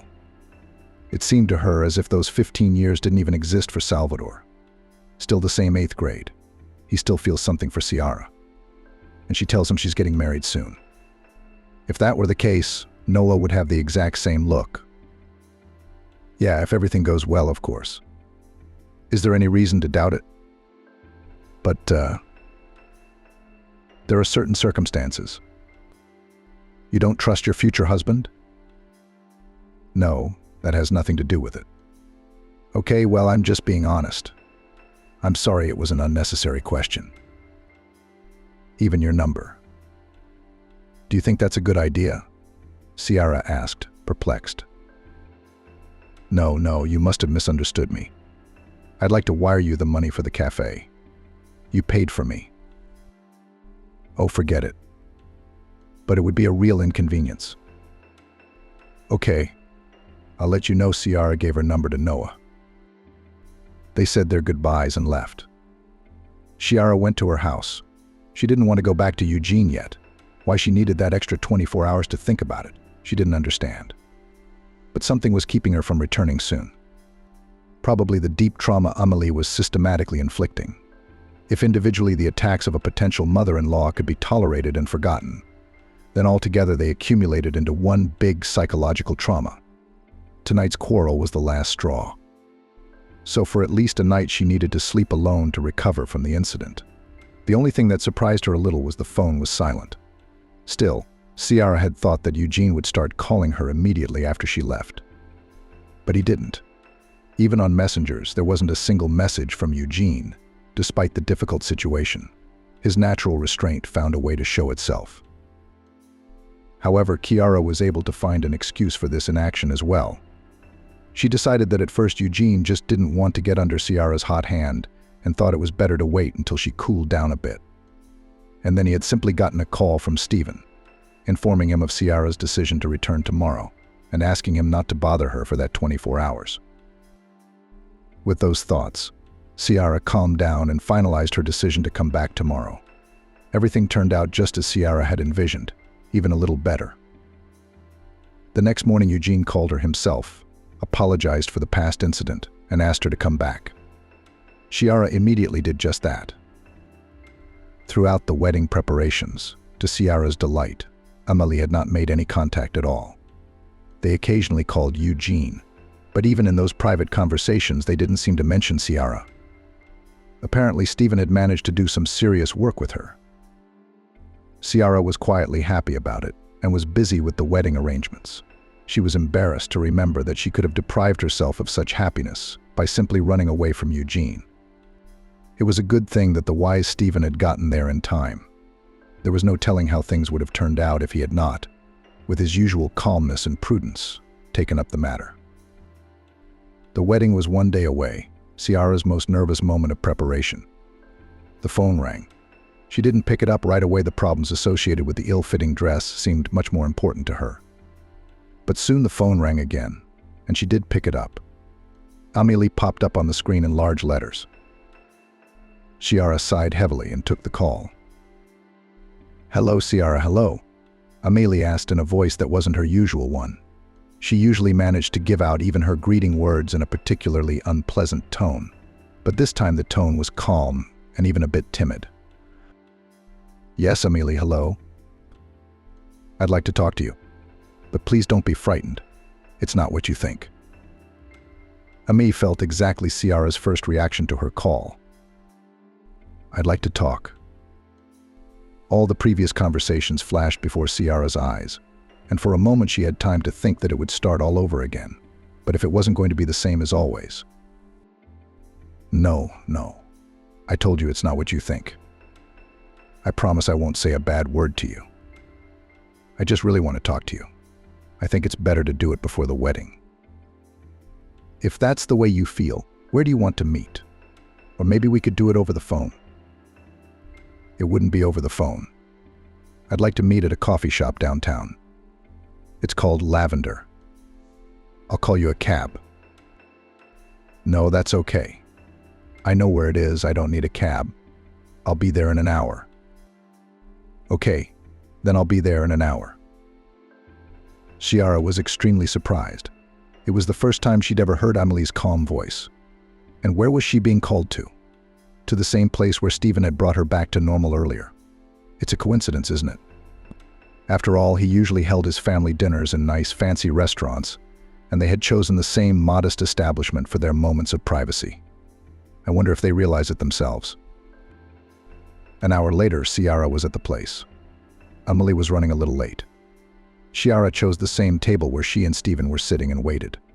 Literally 5 minutes later, Amelie walked into the room. "Oh, Ciara, you picked my favorite table," she said cheerfully and sat down across from me. "This must be where you and Stephen usually relax, right?" Ciara asked, as if she wanted to check her hunch. "No, we usually vacation in more solid places, you know. And here I like to come alone, and I don't think he knows about it," Amelie answered. "Wow," Ciara said in surprise. She didn't know what surprised her the most. On the one hand, it was strange to hear that Amelie preferred a modest place for privacy. Ciara had always thought the main thing about their pairing was Amelie and her love of local pathos. But here, talking about the more respectable places, she made a face as if she was sick of all those expensive restaurants and was only thinking how she could escape to some humble cafeteria. On the other hand, the coincidence with Stephen seemed even more surprising to Ciara. She had a thought that it was her husband who had told Amelie about the conversation they had had, and that was the reason for the choice of location for tonight's meeting. But as it turned out, it was really a coincidence. I guess the years together have something to do with taste and preferences in non-obvious things. "You must be a little surprised," Amelie said, as if reading Ciara's mind. "You must have thought that I'm just a pretentious aunt who cares more about the price tag than anything else in the world. But no, sometimes I want to be modest. You see, lately I've been thinking more and more about how bored I am with everything. Many years ago I invented the image of a rich diva. In fact, it was never her. Still understand, a girl from a poor family, from a deep province, suddenly finds herself in the circle of golden youth. Anyone's head will be blown off by talk of good perfume and travel to Paris.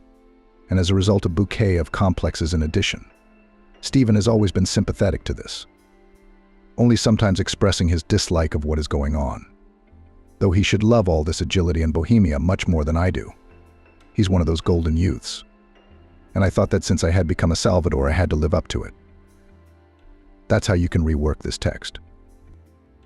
The outfits, the house, the restaurants, I got used to it all over time. But it wasn't just about material possessions. No, I wanted my loved ones to meet certain standards too. And of course, the most important person to me was Eugene. I felt it was my duty to find the best things in life for him. And what does the best mean in my distorted view? The richest and most expensive, of course. And here, just the daughter of the neighbors grew up, but literally everything worked out perfectly. Only thing is, our Eugene took after his father. I'm such an idiot. I should have taken after Stephen. But no, I had to satisfy my need for pathos. Oh, come on, why would you do that? Ciara felt sorry for Amelie. She never thought she could feel pity for this man. But once Amelie had shared a little of her revelations, everything changed at once. No, don't feel sorry for me," Amelie said. "You have every right to hate me. I just want you to understand the nature of my initial attitude toward you. All those complexes and rich prejudices were very repulsive. When Eugene told you, all my ideas of right living collapsed in an instant. The deep complexes that prevented me from accepting you turned into outright boorishness. Although in fact many years ago I was in the same position as you." Or maybe, Amelie wondered, "There's nothing wrong with me?" Ciara asked. "I was just thinking, maybe I was trying to save you." "I'm sorry." "What do you mean?" "Well, I just didn't want you to make the same mistakes I made subconsciously. You have the same potential to pick up those same complexes and become a petty woman like me. Although I'm not looking for excuses. You're completely different and will never, thankfully, become like me." "No, you're absolutely right," Ciara said. "I too have been and continue to be uncomfortable with wealth. And maybe if you hadn't decided to tell your story, it would have happened all over again," Ciara said. "It's good that you realize that. I don't know if you forgive me for all these cruel conversations we've had. I don't think I could forgive myself. In fact, if I were you, I'd run away or give Eugene an ultimatum. It was either me or your mom." "I had that thought," Ciara grinned. but I thought it was too harsh. By the way, how did Steven's mom take you in? Amelie turned to the window and stared out for 15 seconds. Let's just say it wasn't the best experience I can give you, she finally said. Steven's mom was a bossy woman, like me, only unlike me. She'd been rich all her life. I don't know how the Salvador family managed to make a good fortune during the Soviet era. Steven's father was a prominent party figure, but that wasn't a guarantee of success back then.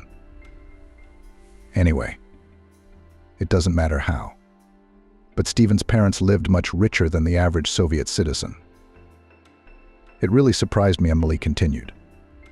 I used to walk around their apartment and dacha with my mouth open, imagining how I would have foreign clothes and real French perfume. You probably wouldn't understand that now. There is everything from every country on the shelves. You can buy it all you want. It is there, but not everyone can buy it, Ciara corrected. And the quality is not always original. So there is a choice, of course, but not everyone can use this choice. Well, you see, again this vacuum of rich life appears, said Amelie. Apparently in my world everyone can buy everything. I guess that's okay. You don't have to know all the realities. Yes, I do, Ciara argued. Sometimes that ignorance can lead to the most unpleasant consequences, like you lashing out at me. Okay, let's get back to your question, Amelie said. As you've probably guessed by now, Steven's mother didn't accept me either. Only she never said so openly. Then how did you know she didn't accept you? Ciara asked. You know, it happens when you walk into a house and you feel with every fiber of your being that you're hated, Amelie said. People don't have to express their hatred out loud. It's just a look, an intonation, something like that. Moreover, at some point Steven stopped calling me to his house, trying to make sure that his mother and I never crossed paths. His parents didn't even come to our wedding, she continued. Steven said they had some very important things to do, but I knew right away. They never accepted me into their family. Steven's mom had passed away pretty early in life, and we never got a chance to explain ourselves. On the other hand, you didn't fight with her, did you? Ciara tried to reassure me. Yes, she never raised her voice at me, Amelie replied. But, you know, sometimes it's better to have all your emotions confronted in person than to have them stored somewhere deep inside. I think that her early departure may have something to do with the fact that she kept it all to herself, never let her emotions out. But who knows? Maybe I was just making it up as I went along. Are you blaming yourself for your mother-in-law's early death? Ciara wondered. No, I don't blame myself, but I think I caused her a lot of distress. Most importantly, hidden distress. She was just very fond of Steven, so she didn't want to talk about it openly. And I must have been a bad mother to act so rudely. In the end, you made the right choice, Ciara said. We were able to have a human conversation after all. Explain ourselves. It's a lot better than keeping it to yourself. You did better than Steven's mom? But what could I have driven you to? Amelie sighed. But it's all right. You didn't drive me to anything. I'm not the weakest of characters, you know. I've been hurt by your barbs, of course, Ciara said. But it's all right, I put up with it. Except for the last time. And then I did the wrong thing. I should have acted right away. Told Eugene and Steven. I told you I didn't want to upset your relationship with Eugene, so I kept quiet, she continued. And about Steven, I hardly knew him. Before that unexpected conversation, as it turned out, I hardly knew him either. No, I mean, I knew he was a good psychologist, but not that good. He'd built a solid business from scratch. I was involved, of course, but more as a doer, just doing what he told me to do. Didn't you say that Steven was one of the golden youth? Ciara asked. Yes, he was. Amelie nodded. But what kind of business in the Soviet Union? He created his own companies, his own. And not like many people back then, he bought a factory for cheap and started to cut money from it. He rented premises, bought equipment, all by himself, with initial capital. Maybe he had it easier than others, of course. But nobody gave him $1 million. His father took the collapse of the Union hard, so he was skeptical of Steven's idea to create his own enterprise. Almost didn't help. Is that what I'm getting at? Amelie took a sip of coffee. Entrepreneurs, businessmen are a special breed. Oh, I've seen a lot of them over the years. Some of them make me sick. Some bad, some good. But they all have something in common: grip, speed, toughness. But if you look at Stephen from the outside, there's none of that. Not even just from the outside.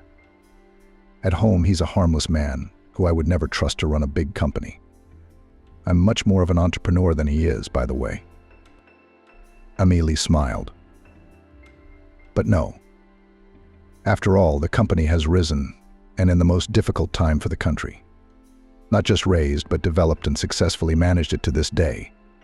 How, you may ask, how can one be a successful entrepreneur with such a character? I did not immediately begin to think about it.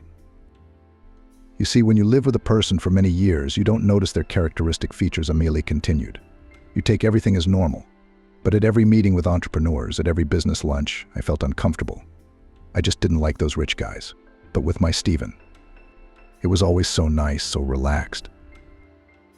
That's when I started to notice that he was different from the usual entrepreneurs. I forgot about it for a while. Different, so what I thought. That's why I married him, and not someone else. But with each new meeting, with each new acquaintance, eccentric businessman, I thought again about Stephen's character. And then the truth finally began to dawn on me. Stephen has some kind of psychological skill that helps him solve all business problems. Amelie paused, taking a sip of coffee. At first, it seemed to me that this is only a small part of the success of his company. After all, I was in charge of a lot of the negotiations. But as time went on, I realized that Stephen's silent, modest participation was a much bigger part of our success than my loud and flashy negotiations. Like a spider, he quietly weaves his web, graciously invites his competitors, partners, and subordinates into his web, envelops them, and then does whatever he wants with them, Amelie said emotionally. Somehow he manages to find weaknesses, pain points, or just the most important thing in some issue. Stephen quietly presses on these points and gets the desired result. I thought at the time that he only did that in business. In life, he's quieter than water, lower than grass. He's unpretentious, he doesn't demand anything. He just doesn't need to show his psychological skills. But that's not the case. It was only in the last month that I realized that he had been using those skills throughout our life together. It's just that Stephen did it so neatly that I didn't notice. And anyway, I guess he was okay with my hot temper. That's why he wasn't very active in fixing our relationship. After all, marriage is not a business. There are other processes at work, Amelie said. How did you notice it in the end? What happened? In the last month, something that had never happened in your entire life together. You happened, she grinned. But Eugene and I started our relationship much earlier. Yes, but Stephen had stayed out of it all this time. And then he decided to clean up the mess. That's when I realized. Why did Stephen decide to interfere? Ciara wondered. Oh, I don't know. It's so unlike him. Usually he's separate and Eugene's personal life is separate. I think the answer is obvious, Amelie shrugged. He just felt sorry for you. Realized you were suffering because of me. He waited and waited, and at the most decisive moment he acted like that. What did he do besides talk to me? He had 2 conversations with me, calmly, without raising his voice. He carefully explained everything. After that, my worldview completely changed. I have never worked with psychologists, but I think people experience something similar after a long therapy with professional psychologists. He brought me back down to earth and explained what I looked like from the outside. And in 2 conversations, Stephen managed to change your personality? Ciara asked incredulously, as you can see, only not quite like that. Amelie shook her head. He didn't change my personality. Stephen helped me to shed the tinsel that hung over my real identity, those awful rich man complexes and prejudices. She took a sip of coffee. The first conversation happened after you ran away. I don't know what clicked with him, but that evening of that day, Stephen sat down with me and bluntly told me he wanted to talk. He told me how he'd talked to you, what a positive girl you really are. And then he started asking simple leading questions, the answers to which made me realize how stupid it was to act like that. After that, I decided to give you a break, no calling, no texting, avoiding seeing you. I thought that you hated me and would not agree to even a normal, calm conversation, such as we have now. And last night we had a second conversation. He reminded me about our personal history, about my relationship with his mother. Amelie continued. Yesterday I finally realized how wrong I was about you. and I decided that we should end this ridiculous feud before the wedding, and as openly as possible, explaining to you everything that I realized about myself not so long ago. I hope I've done that. And I hope even more that you'll forgive me." She looked at Ciara. Of course I will," she nodded. "You are a very strong man. Only strong people are able to change so dramatically in such a short time and at the same time, looking in the eyes, apologize. Strong people don't torture their fiancé for such a long time." Amelie waved her hand. "Did you have a reason to do it?" "Well then, let's put it behind us," Ciara said. "Although the last thing I really don't want is for you to repeat my mistakes. The most important thing in a marriage, in any marriage, and especially when it comes to any financial matters, is to stay yourself." "Yeah, thanks for the warning. I more than understood," Amelie nodded. "Good for you. Well, I won't keep you any longer. Get ready for tomorrow, for the great happiness that will come." Ciara said goodbye to Amelie and left the cafe. Outside, it was going to rain again. The people of the city were not lucky with the weather this summer. Ciara hailed a cab, sat in the back seat, and leaned against the window, thinking. The cab driver, seeing the pensive expression on her face, did not distract her with conversation, put on some quiet radio station, and silently drove Ciara home. Ciara really had a lot to think about. It seemed like she should have been driving in bewilderment at the conversation that had taken place. After all, how was it possible that Eugene's mother, who had been driving her for over a year, turned out to be not only a subtle and sensitive person, but also found the strength to apologize and explain everything to Ciara? But it wasn't the sudden transformation of roles and attitudes towards her mom that she was thinking about. She felt like she'd just been chatting with a friend she'd known for years. Absolutely the same feelings. Ciara trusted Amelie completely, didn't doubt the sincerity of her every word. Everything was so ordinary, so peaceful, that she forgot all the hardships this woman had put her through. Someone had erased all the negativity from her memories of Amelie. And now Ciara was just driving and enjoying the moment. She didn't even have to think about tomorrow's wedding. She was already happy. "I'm sorry, you're so thoughtful," the cab driver broke the silence. "Is something important coming up?" "Yes, you're very clever," Ciara smiled. "Something important indeed." "Well, what could be important for a young, beautiful girl? A wedding, a divorce." "Still a wedding," she nodded. "Oh, today I'm especially perceptive." The cab driver praised himself. "Are you a little nervous?" "That's right. It's better to be nervous beforehand, so that there won't be any problems later." He began to tell an incredibly interesting story of his life, which Ciara stopped listening to at the second sentence. It wasn't until the end of the story that she came to her senses. "So you should always be on your guard," the cab driver warned emotionally. "Always, especially before a wedding. There will always be those who want to upset her. So girl, I hope that you will not repeat my mistakes and will not trust everyone at once. We're here now, by the way." The car was indeed pulling into the courtyard of Eugene and Ciara's house. After paying the driver, she went up to the house. Eugene was gone, so Ciara was once again alone with her thoughts. She couldn't remember what the shrewd cab driver had been talking about, but his last words crashed into her head. Maybe she really was in a hurry to trust Amelie. What if this was some last-ditch, multi-pronged scheme on the part of her future mother-in-law? Or rather, if her scheme succeeded, she would never become a mother-in-law. Ciara said to herself, "Stop. Why am I so nervous? Some cab driver said something stupid and I believed it right away. No, you need to calm down and ignore all sorts of insignificant things. It was all nerves." Ciara shamed herself and continued to prepare for the wedding. Tomorrow needed to be planned once more. She and Eugene decided to do away with hackneyed traditions, like the groom not seeing the bride before the wedding in her dress and other classic superstitions. They decided to go to the registry office together and then modestly go to celebrate in a restaurant. They did not want a lot of guests, only Ciara's parents, Eugene's mom, a few friends and girlfriends. It seemed that there should not be any difficulties with the organization. The only thing was that Ciara was worried whether she would have time to go to the beauty salon before the registry office. But there much depended on the speed of the master, not on her. The next day, Ciara went to the salon even earlier than she had planned. She called the master in advance and clarified whether there was free time. Chiara had been to this salon literally several times in her life. Usually she solved her appearance by herself. She did her hair, manicure and pedicure with her own hands. At first she just didn't have money for all these masters, and then, even when Eugene and she had the opportunity to go anywhere, the habit of doing everything herself remained. And it must be said, Chiara was pretty good at it. So there was no need for beauty salons. But the wedding was a special day, and Chiara decided to trust the hands of a master. They chose a hairstyle together, and the girl began to work on her hair. Chiara watched her hands carefully, ready to stop in time, for example, if she wanted to cut off too much hair.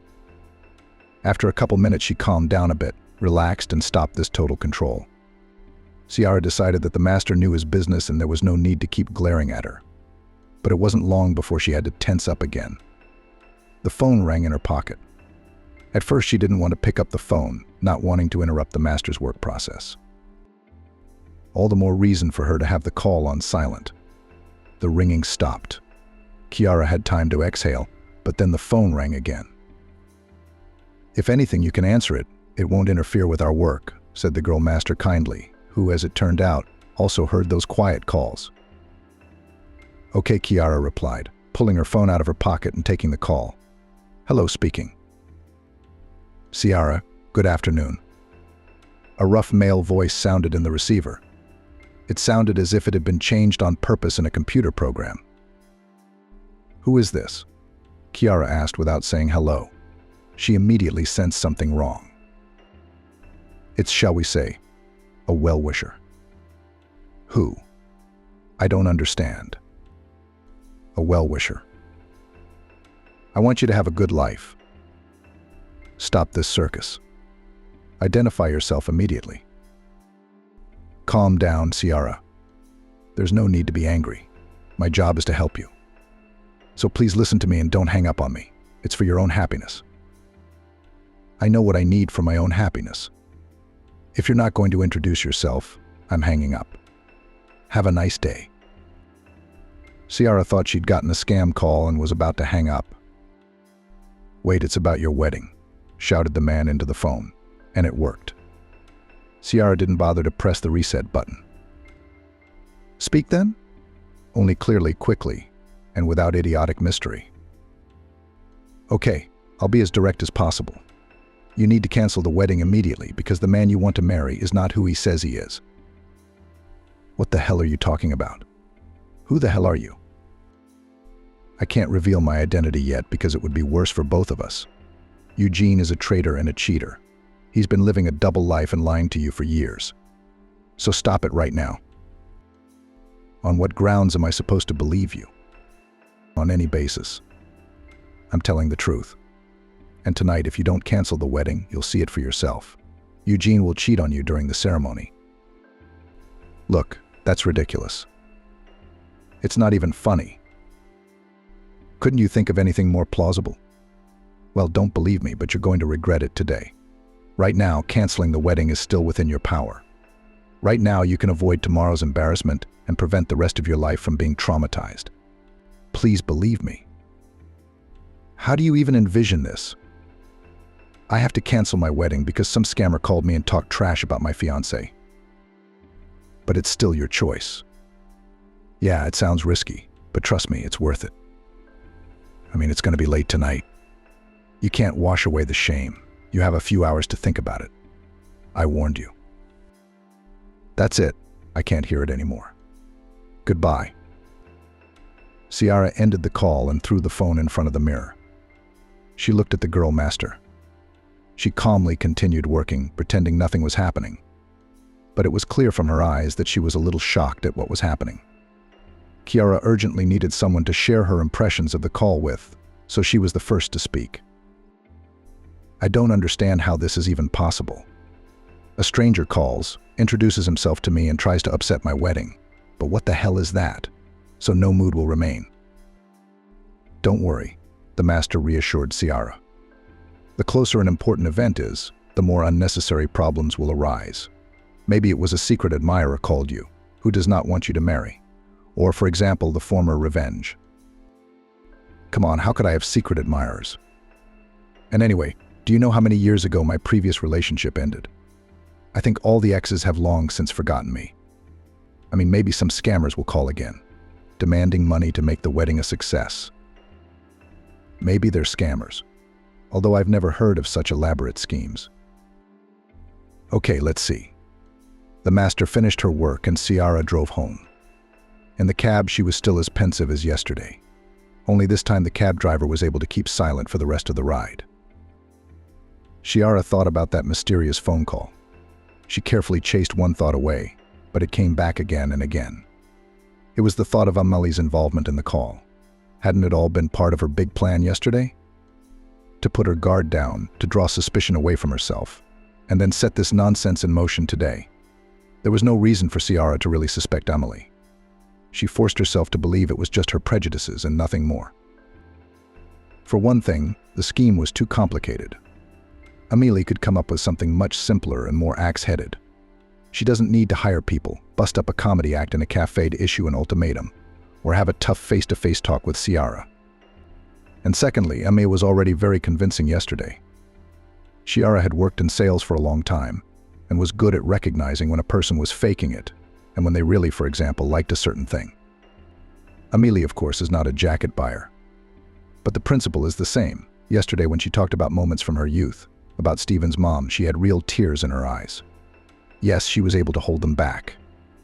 But Ciara saw those tears. So Amelie's fake version of the story seemed pretty wild to her. The cab driver drove her home quickly. Ciara arrived with plenty of time to spare. Eugene had just woken up. His mood was good. "You look gorgeous," he said to Ciara as he looked at her new hairstyle. "Thank you," the bride thanked Eugene and hugged him. She hugged him silently for a few minutes. "Is everything okay, Ciara?" Eugene asked, looking at Ciara's silence. Yes, everything is fine," she answered him in an unsure tone. "Are you worried about the wedding?" Eugene was not convinced by Ciara's words. "A little. Probably more than I should be, though. I know I'm nervous, too. I mean, we're advanced people, you and me. It's just a few drops of ink on a passport. Why should we worry about it? We should just think of the wedding as a celebration. Enjoy it." "You make a good point," Ciara said and sighed. "What's wrong with you?" Eugene hugged his fiancée even tighter.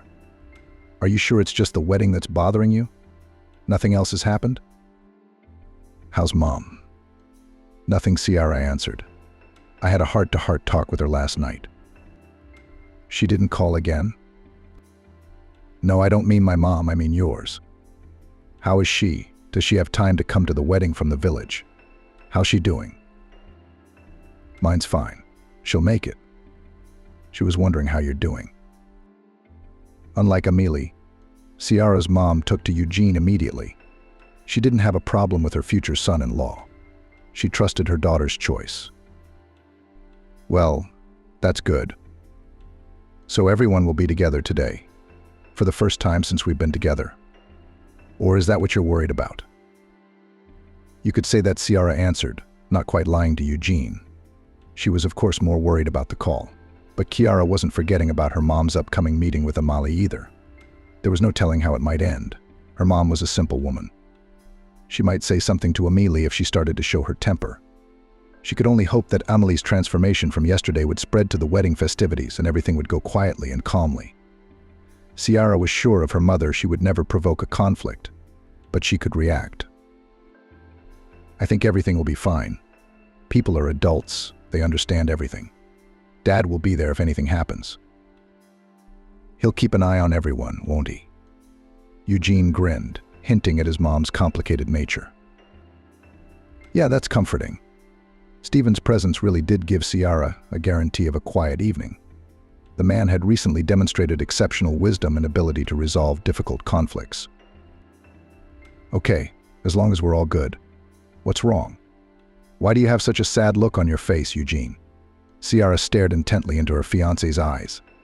"Tell me honestly, you're not going to leave me for anyone, are you?" "What's the matter, Ciara?" "No, I'm not." Eugene was a little taken aback by the unexpected question from Ciara. And in the whole time we've been together, you haven't cheated on me with anyone? She asked. I haven't, Eugene answered. Listen, I'm a little scared by your questions. What's wrong? Nothing. Ciara hugged Eugene again. If you're so faithful, nothing happened. Everything's fine. They sat like that until they left for the registry office. Ciara had the thought of telling Eugene about the call, but she didn't dare to do it. It looked too stupid from the outside, and not just from the outside. Ciara herself thought the situation was as stupid as possible. Telling Eugene would only spoil his mood. And at a wedding there should be at least one person with a festive mood. Moreover, even if she made the most unrealistic assumption and thought that the man calling wasn't lying and that Eugene was really the last scoundrel, he would never admit it, and will deny it anyway. So initiating Eugene into the mysterious caller seemed to Ciara from all sides a wrong decision. She thought the best thing to do right now would be to forget about the call. Yes, it wouldn't be possible to completely get rid of the intrusive thoughts. One way or another, the subject would come up for her during the celebration. But at least try worth, especially right at the wedding. And it will turn out to finally make sure that this call is a fiction of some fraudsters. After all, according to their claims, Eugene was supposed to cheat at the wedding. That seemed to her the most delusional of all the information she'd gotten from John Doe. At a wedding, the groom is almost always in the public eye. Why would he cheat right there? Even if Eugene was a pathological cheater, why wouldn't he wait a bit? And how would the caller know that? Anyway, the more Ciara thought about the call, the more she found it absurd. And she calmed down. The long-awaited hour of the trip to the registry office came. There everything went modestly, tastefully, and without incident. Ciara and Eugene were solemnly declared husband and wife, and now they were on their way to the restaurant to celebrate the wedding. The newlyweds didn't bother with too much pomp and order limousines to the venue. They were driven by Stephen and Emily to the restaurant. Ciara went into the ladies' room with her already established mother-in-law. Ciara, congratulations again, and I apologize, Amelie said kindly. You are now officially part of our extended family. Thank you, Ciara replied just as kindly. There is no need to apologize. A new page in our relationship has begun. Who remembers the old, you know? Wise beyond her years, Ciara. Amelie noted and went out into the hall. Ciara was left with a little makeup touch-up. During the whole event at the registry office and on the way to the restaurant, she never once remembered about the mysterious phone call. Now, the conversation with Amelie reminded Ciara of her unfounded suspicions about her mother-in-law. Now she was completely convinced that Amelie had nothing to do with it. What did she care anyway? Ciara also went out into the hall and took her place next to the groom. The celebration went on quietly. Chiara's mom quickly found common language with Amelie, and now they were sitting together and discussing the children. The first hour of the celebration passed, then the second. The waiters only had time to bring new bottles of wine and strong drinks. Despite the high degree of fun, there were no conflicts. The news of the wedding had reached the more distant relatives of Ciara and Eugene. You bet, because Ciara posted the wedding photo in one of the social networks. After that, the unexpected calls from various friends of the past began. Ciara and Eugene's 3 siblings had to leave the table outside or into quiet areas of the restaurant to be able to hear the caller. At some point, Ciara got tired of this and sat with the phone right at the table. Just then, Eugene got another call and went somewhere from behind the table. A minute later, the phone rang at Ciara's desk as well. She picked it up, saw another unspecified number, and pressed accept the call. Hello, Ciara, did you recognize me? Is it hard to hear? A rough male voice sounded in the receiver. Who is this? I called you this morning and warned you about something. Oh, you again, Ciara sobered up. What do you want? I don't need anything anymore. All I could do was warn you. Didn't you listen? Now all you have to do is reap the consequences of your mistakes. Cut the crap. Ciara left the table and went to a quieter corner. Can you be traced by your phone number? Do you even know about that? Oh, Ciara, you're a naive girl, the stranger grinned. And to make sure that I'm not lying, you only need to put your hand in the pocket of your husband's jacket. Anyway, you know everything. Call me, please, on this number. Have a good day. The man hung up. Chiara turned around and slowly walked to the table. Eugene still hadn't returned. As luck would have it, he had gone out to talk in just his shirt and left his jacket hanging on the chair. Chiara reluctantly sat down in her seat, looked around, and carefully slipped her hand into Eugene's jacket pocket. There she fumbled for some paper. The girl looked around again and pulled it out. The paper was neatly folded several times and smelled of perfume. Chiara put her hands under the table and unfolded the note, trying to keep a nonchalant expression on her face. The note had only a few words written on it in good handwriting: 07000 in the small banquet room. Waiting. Chiara looked at her watch. It showed 6:55. She wasn't quite sure what was even going on. It all seemed like some kind of idiotic prank. Maybe someone really decided to play a prank on me. Chiara soothed herself. But Eugene knows how much I don't like pranks. Oh, I don't like it. Chiara got up from the table and walked around the room. She knew this restaurant had 2 banquet rooms. The note was probably referring to just the second, smaller banquet room. Chiara didn't immediately decide to head there. It still felt very much like some kind of joke. Maybe she shouldn't fall for it then. But on the other hand, if someone with a dubious sense of humor decided to play a prank on the wedding, why not play along with Eugene? Chiara still had hope that she just wouldn't find that small banquet hall. But no, her gaze traitorously stopped just outside the small banquet hall sign. She glanced at her watch once more. It took her about 5 minutes to think about it. Then Chiara carefully opened the door and peered inside. The room was in disrepair, with chairs on the tables and decorations lying on the floor. Toward one of those decorations, some girl, most likely a waitress, was clinging passionately to her newfound husband. Chiara went numb. That's it. That's it. That's enough, Eugene quietly muttered, barely moving his tongue. Chiara watched in silence. Oh, so there you are? Amélie's joyful voice sounded. We've been looking all over the restaurant for you. And here we are, a wedding without the newlyweds. The woman didn't have time to finish her sentence. She too had looked into the unfortunate room. Chiara turned around and quickly ran to the exit. Amélie tried to catch up with her. Eugene finally realized that he had been spotted.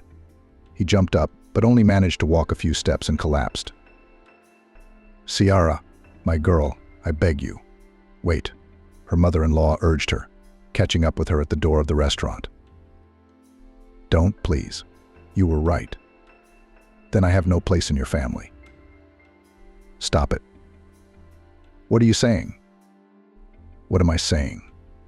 Why don't you check with your son? What a fool I was. How long has he been playing me for? Wait, give me just 1 minute, Amélie pleaded. I can imagine what you're feeling right now, but I'm just as confused as you are. I don't think we should jump to conclusions. Amélie, I understand your desire to protect your son, but how can you jump to conclusions? You saw it all yourself. I did. Amélie nodded. But this is nothing like my son. Let's do this. Will you give Stephen and me at least 12 hours? Now you promise me that in those 12 hours you won't do anything stupid and you won't run away. We'll take Eugene back to our place. You saw the state he's in. Okay, Chiara agreed grudgingly. But I don't know what will change in the meantime. At least we'll try to figure it out. Don't worry, there's no shame yet, except for you and me. No one's seen Eugene. I'll go back and tell the guests that the newlyweds have decided to celebrate at home alone. We'll try to get Eugene out of here without being seen. You go home. But again, please don't do anything stupid. I'll try, Chiara said, turning around and walking toward the house in her wedding dress. Where are you going? Amélie stopped her. Let me call you a cab. Her mother-in-law called Chiara a cab and sent her home. Chiara got there in a semi-fainting state. For her, everything that was happening was like a terrible dream that would not end. She collapsed on the couch and sighed heavily. Chiara stared at the ceiling silently, tears streaming from her eyes.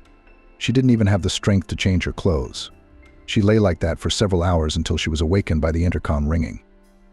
Chiara didn't want to go open the door. She didn't want to do anything at all, but it wouldn't stop ringing. So then she forced herself to get up and open the door. Amélie and Stephen walked into the apartment.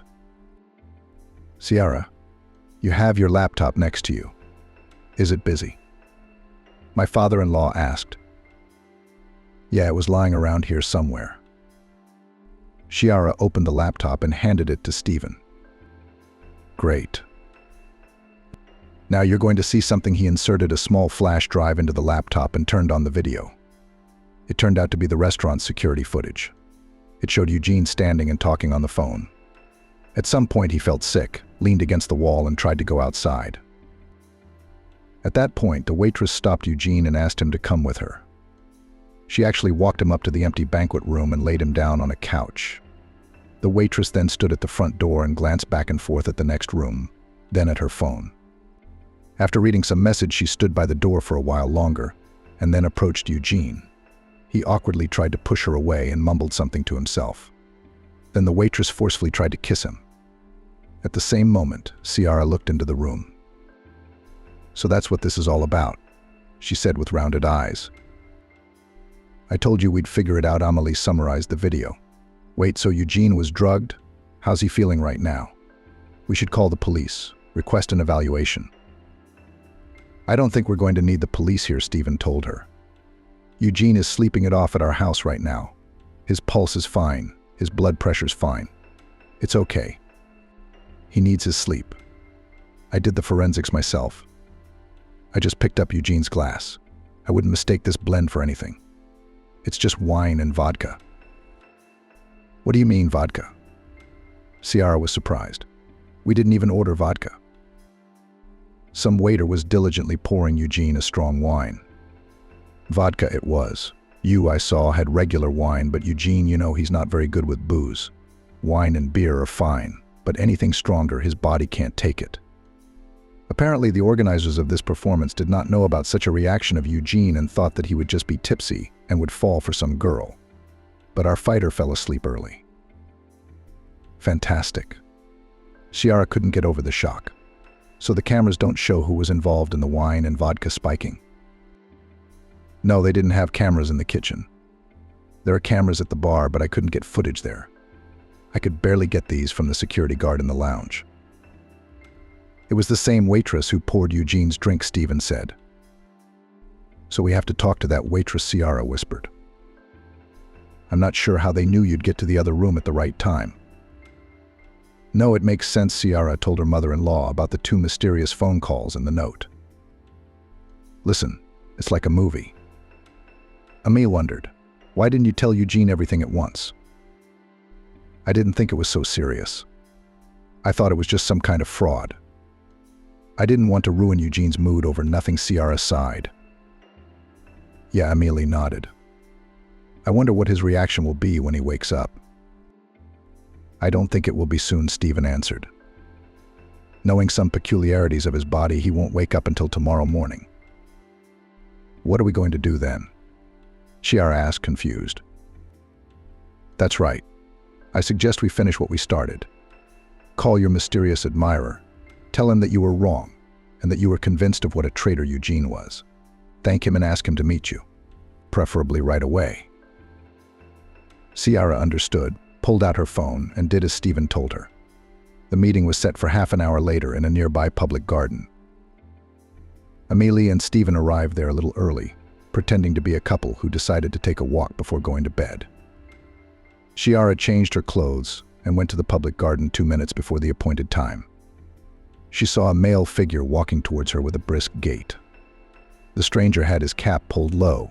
It was impossible to tell who it was from afar. Why didn't you want to give me your phone number that time, Chiara? You wouldn't have learned so much, the man said cheerfully, and took off his cap. So it's you, Chiara exclaimed. Before her stood her former classmate Noah Salvador. I don't know how to thank you. No way. It's enough to go on a date with me. How did you get all that information about Eugene? Connections. Like the waitress at the restaurant where you work who can pour vodka into wine just in time. Chiara was slapped hard before she could finish. You used to be just an indecisive person, but now you've become even more vicious and pathetic. Suddenly, Chiara was approached by her father-in-law and mother-in-law. What, so this is the show organizer? Stephen asked. I see. but I think he could be prosecuted for slander. And if the actions with drinks are qualified as injury to health, oh, I'm afraid he won't get off with a suspended sentence, he said. Ciara, I'm sorry, Noah said pitifully. I just loved you all these years. I can't stand to see you, you bastard. Ciara turned away and looked at Stephen and Emily. Well, Ciara, I think this man's fate is in your hands, her mother-in-law said calmly. What am I supposed to do with him? Ciara sighed and turned to Noah again. Then that's it, get out of here. But if I see you anywhere even casually again, we will seek a criminal case. Do you understand? Yes, Noah answered obediently. He turned around and walked quickly towards the exit. Stephen and Emily drove Ciara to their family cottage. They chatted in the kitchen and mocked the previous day. As it turned out, the rest of the wedding guests had guessed nothing and continued to celebrate without the bride and groom. Eugene woke up the next day with a terrible hangover and huge memory lapses. He didn't even remember any of the waitresses. Ciara and her mother-in-law and father-in-law decided not to tell him anything. So unusually began a new family page in the life of a modest girl, Kiara. Hello, Ciara, did you recognize me? Is it hard to hear? A rough male voice sounded in the receiver. Who is this? I called you this morning and warned you about something. Oh, you again, Ciara sobered up. What do you want? I don't need anything anymore. All I could do was warn you. Didn't you listen? Now all you have to do is reap the consequences of your mistakes. Cut the crap. Ciara left the table and went to a quieter corner. Can you be traced by your phone number? Do you even know about that? Oh, Kiara, you're a naive girl, the stranger grinned. And to make sure that I'm not lying, you only need to put your hand in the pocket of your husband's jacket. Anyway, you know everything. Call me, please, on this number. Have a good day. The man hung up. Ciara turned around and slowly walked to the table. Eugene still hadn't returned. As luck would have it, he had gone out to talk in just his shirt and left his jacket hanging on the chair. Ciara reluctantly sat down in her seat, looked around, and carefully slipped her hand into Eugene's jacket pocket. There she fumbled for some paper. The girl looked around again and pulled it out. The paper was neatly folded several times and smelled of perfume. Ciara put her hands under the table and unfolded the note, trying to keep a nonchalant expression on her face. The note had only a few words written on it in good handwriting: 07000 in the small banquet room. Waiting. Ciara looked at her watch. It showed 6:55. She wasn't quite sure what was even going on. It all seemed like some kind of idiotic prank. Maybe someone really decided to play a prank on me. Ciara soothed herself. But Eugene knows how much I don't like pranks. Oh, I don't like it. Ciara got up from the table and walked around the room. She knew this restaurant had 2 banquet rooms. The note was probably referring to just the second, smaller banquet room. Ciara didn't immediately decide to head there. It still felt very much like some kind of joke. Maybe she shouldn't fall for it then. But on the other hand, if someone with a dubious sense of humor decided to play a prank on the wedding, why not play along with Eugene? Ciara still had hope that she just wouldn't find that small banquet hall. But no. Her gaze traitorously stopped just outside the small banquet hall sign. She glanced at her watch once more. It took her about 5 minutes to think about it. Then Ciara carefully opened the door and peered inside. The room was in disrepair, with chairs on the tables and decorations lying on the floor. Toward one of those decorations, some girl, most likely a waitress, was clinging passionately to her newfound husband. Ciara went numb. That's it. That's it. That's enough, Eugene quietly muttered, barely moving his tongue. Ciara watched in silence. Oh, so there you are. Amélie's joyful voice sounded. We've been looking all over the restaurant for you. And here we are, a wedding without the newlyweds. The woman didn't have time to finish her sentence. She too had looked into the unfortunate room. Ciara turned around and quickly ran to the exit. Amélie tried to catch up with her. Eugene finally realized that he had been spotted. He jumped up, but only managed to walk a few steps and collapsed. Ciara, my girl, I beg you, wait. Her mother-in-law urged her, catching up with her at the door of the restaurant. Don't, please. You were right. Then I have no place in your family. Stop it. What are you saying? What am I saying? Why don't you check with your son? What a fool I was. How long has he been playing me for? Wait, give me just 1 minute, Ami pleaded. I can imagine what you're feeling right now, but I'm just as confused as you are. I don't think we should jump to conclusions. Amelie, I understand your desire to protect your son, but how can you jump to conclusions? You saw it all yourself. I did. Amelie nodded. But this is nothing like my son. Let's do this. Will you give Stephen and me at least 12 hours? Now you promise me that in those 12 hours you won't do anything stupid and you won't run away. We'll take Eugene back to our place. You saw the state he's in. Okay, Ciara agreed grudgingly. But I don't know what will change in the meantime. At least we'll try to figure it out. Don't worry, there's no shame yet, except for you and me. No one's seen Eugene. I'll go back and tell the guests that the newlyweds have decided to celebrate at home alone. We'll try to get Eugene out of here without being seen. You go home. But again, please don't do anything stupid. I'll try, Ciara said, turning around and walking toward the house in her wedding dress. Where are you going? Amelie stopped her. Let me call you a cab. Her mother-in-law called Ciara a cab and sent her home. Ciara got there in a semi-fainting state. For her, everything that was happening was like a terrible dream that would not end. She collapsed on the couch and sighed heavily. Ciara stared at the ceiling silently, tears streaming from her eyes. She didn't even have the strength to change her clothes. She lay like that for several hours until she was awakened by the intercom ringing. Ciara didn't want to go open the door. She didn't want to do anything at all, but it wouldn't stop ringing. So then she forced herself to get up and open the door. Amelie and Stephen walked into the apartment. Ciara, you have your laptop next to you. Is it busy? My father-in-law asked. Yeah, it was lying around here somewhere. Ciara opened the laptop and handed it to Stephen. Great.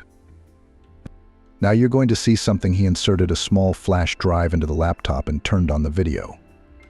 It turned out to be the restaurant's security footage. It showed Eugene standing and talking on the phone. At some point he felt sick, leaned against the wall and tried to go outside. At that point, the waitress stopped Eugene and asked him to come with her. She actually walked him up to the empty banquet room and laid him down on a couch. The waitress then stood at the front door and glanced back and forth at the next room, then at her phone. After reading some message, she stood by the door for a while longer and then approached Eugene. He awkwardly tried to push her away and mumbled something to himself. Then the waitress forcefully tried to kiss him. At the same moment, Ciara looked into the room. So that's what this is all about, she said with rounded eyes. I told you we'd figure it out. Amelie summarized the video. Wait, so Eugene was drugged? How's he feeling right now? We should call the police, request an evaluation. I don't think we're going to need the police here, Stephen told her. Eugene is sleeping it off at our house right now. His pulse is fine, his blood pressure's fine. It's okay. He needs his sleep. I did the forensics myself. I just picked up Eugene's glass. I wouldn't mistake this blend for anything. It's just wine and vodka. What do you mean, vodka? Ciara was surprised. We didn't even order vodka. Some waiter was diligently pouring Eugene a strong wine. Vodka it was. I saw, had regular wine, but Eugene, he's not very good with booze. Wine and beer are fine, but anything stronger, his body can't take it. Apparently, the organizers of this performance did not know about such a reaction of Eugene and thought that he would just be tipsy and would fall for some girl. But our fighter fell asleep early. Fantastic. Ciara couldn't get over the shock. So the cameras don't show who was involved in the wine and vodka spiking. No, they didn't have cameras in the kitchen. There are cameras at the bar, but I couldn't get footage there. I could barely get these from the security guard in the lounge.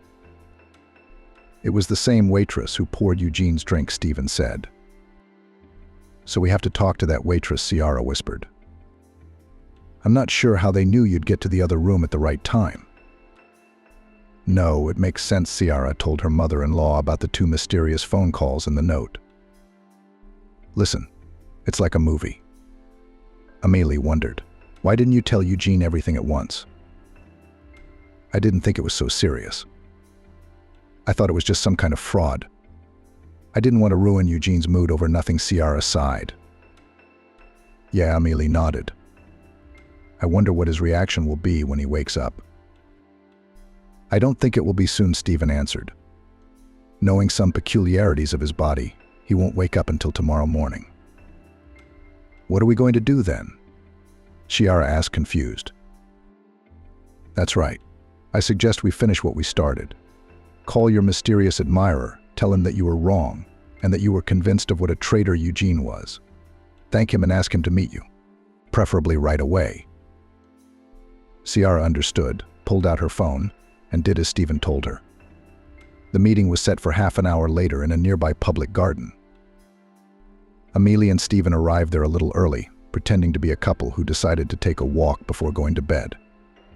Ciara changed her clothes and went to the public garden 2 minutes before the appointed time. She saw a male figure walking towards her with a brisk gait. The stranger had his cap pulled low.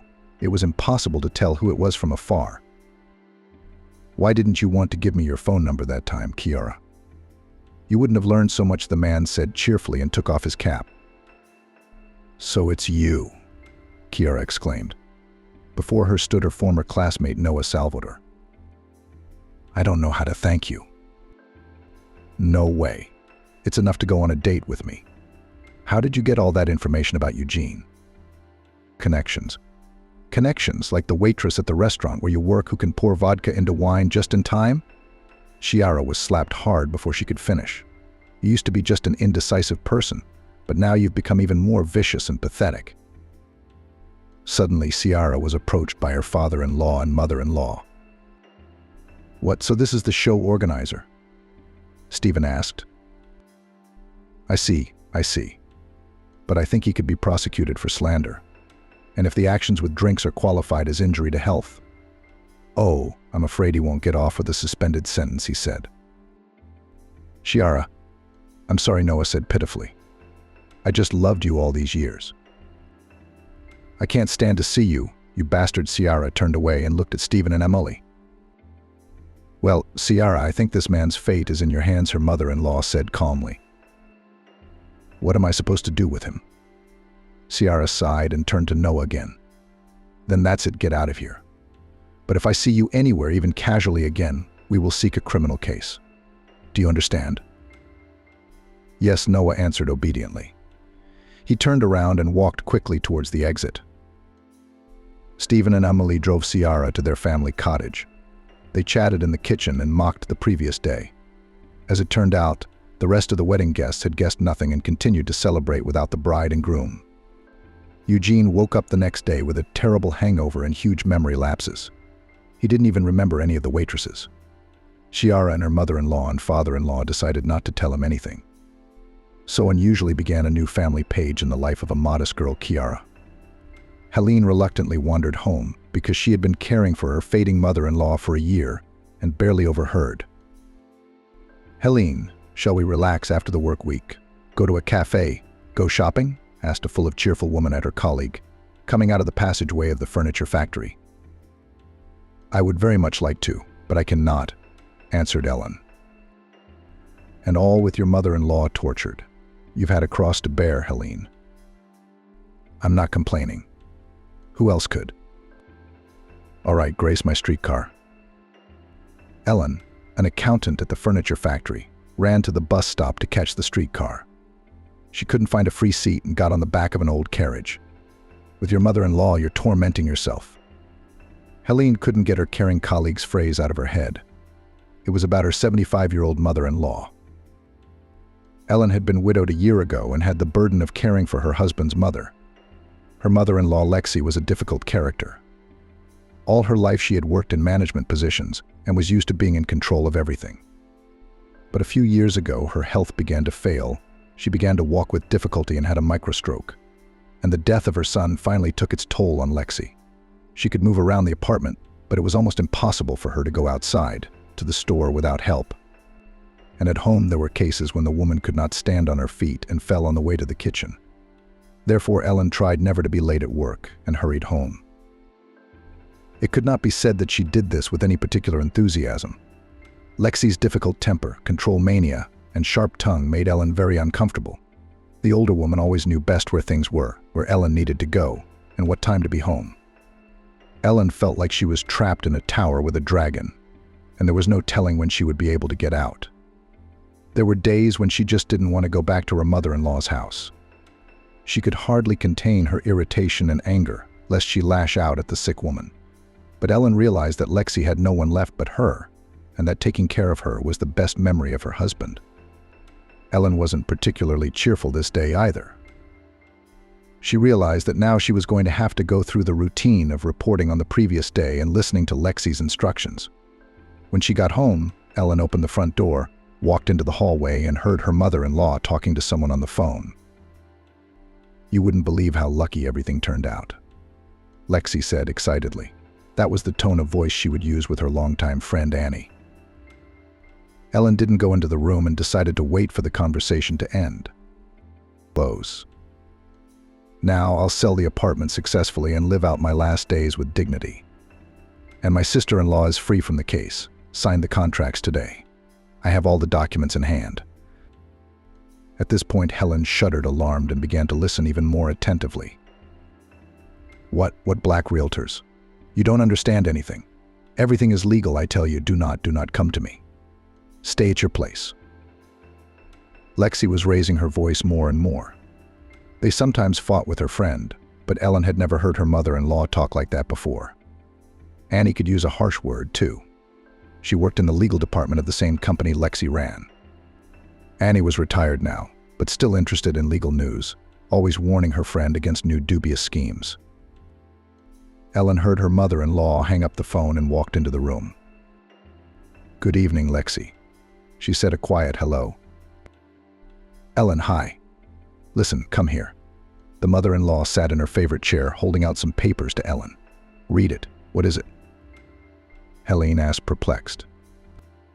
"This is our happiness." Helene took the papers in her hands. On one of them was written a deed of gift. Ellen shuddered and continued reading. "I, Kaylin Lexi, being of sound mind and sober mind, donate the apartment, which belongs to me by right of ownership, to the organization." Ellen couldn't read any further. Eyes wide open, she looked at her mother-in-law. "What are you doing?" "Well, and you too, or what? Sit down." "I'll tell you everything," Lexi began. "A young man and a girl came to see me this afternoon. They represented some kind of social organization, which is engaged in helping the elderly and providing care for them. Anyway, they offered me a deal. I sell them the apartment. And they put me in a boarding house where I'll be cared for around the clock. You understand, Helen, I'm getting weaker as the years go by, and soon you won't be able to handle everything with me. And this way you'll go to live with yourself." "I don't understand." "What's not to understand?" "I sold the apartment for a little less than it would have cost on the market. For that, I get a place in a boarding house, a private room, a private nurse, and a view of the forest. Isn't that wonderful?" "Then why does it say deed of gift?" "Because it's faster. A sale, or whatever it's called, takes a long time to process. It's a lot of paperwork. This is just one signature, and that's it. But don't worry, it's all taken care of.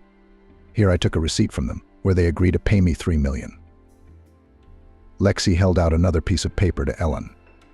Ellen looked at it. It was a handwritten receipt. "You know," Ellen started hesitantly, "I'm not a lawyer, but I don't think receipts are issued in these cases." "Do you understand much?"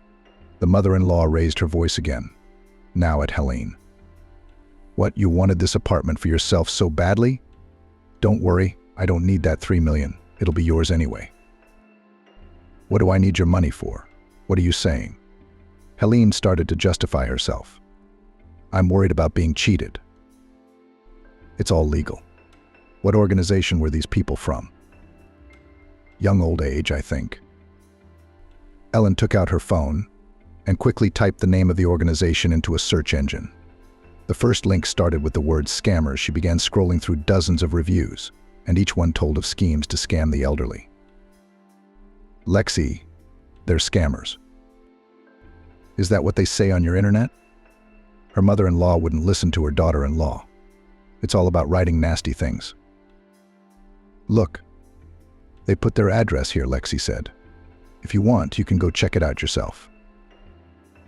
Ellen took the sheet with the address, got dressed, and quickly left the apartment. The office of this organization was located in the heart of Swan's town. Ellen had to take the streetcar again.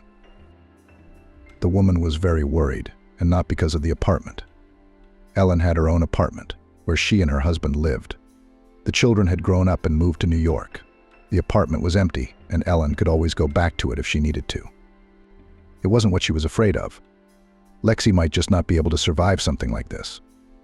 Losing the apartment would be a real blow to her. And that wasn't the worst-case scenario. There was no telling what these people would want to do to Lexi to avoid taking care of her. Ellen didn't want to think about that.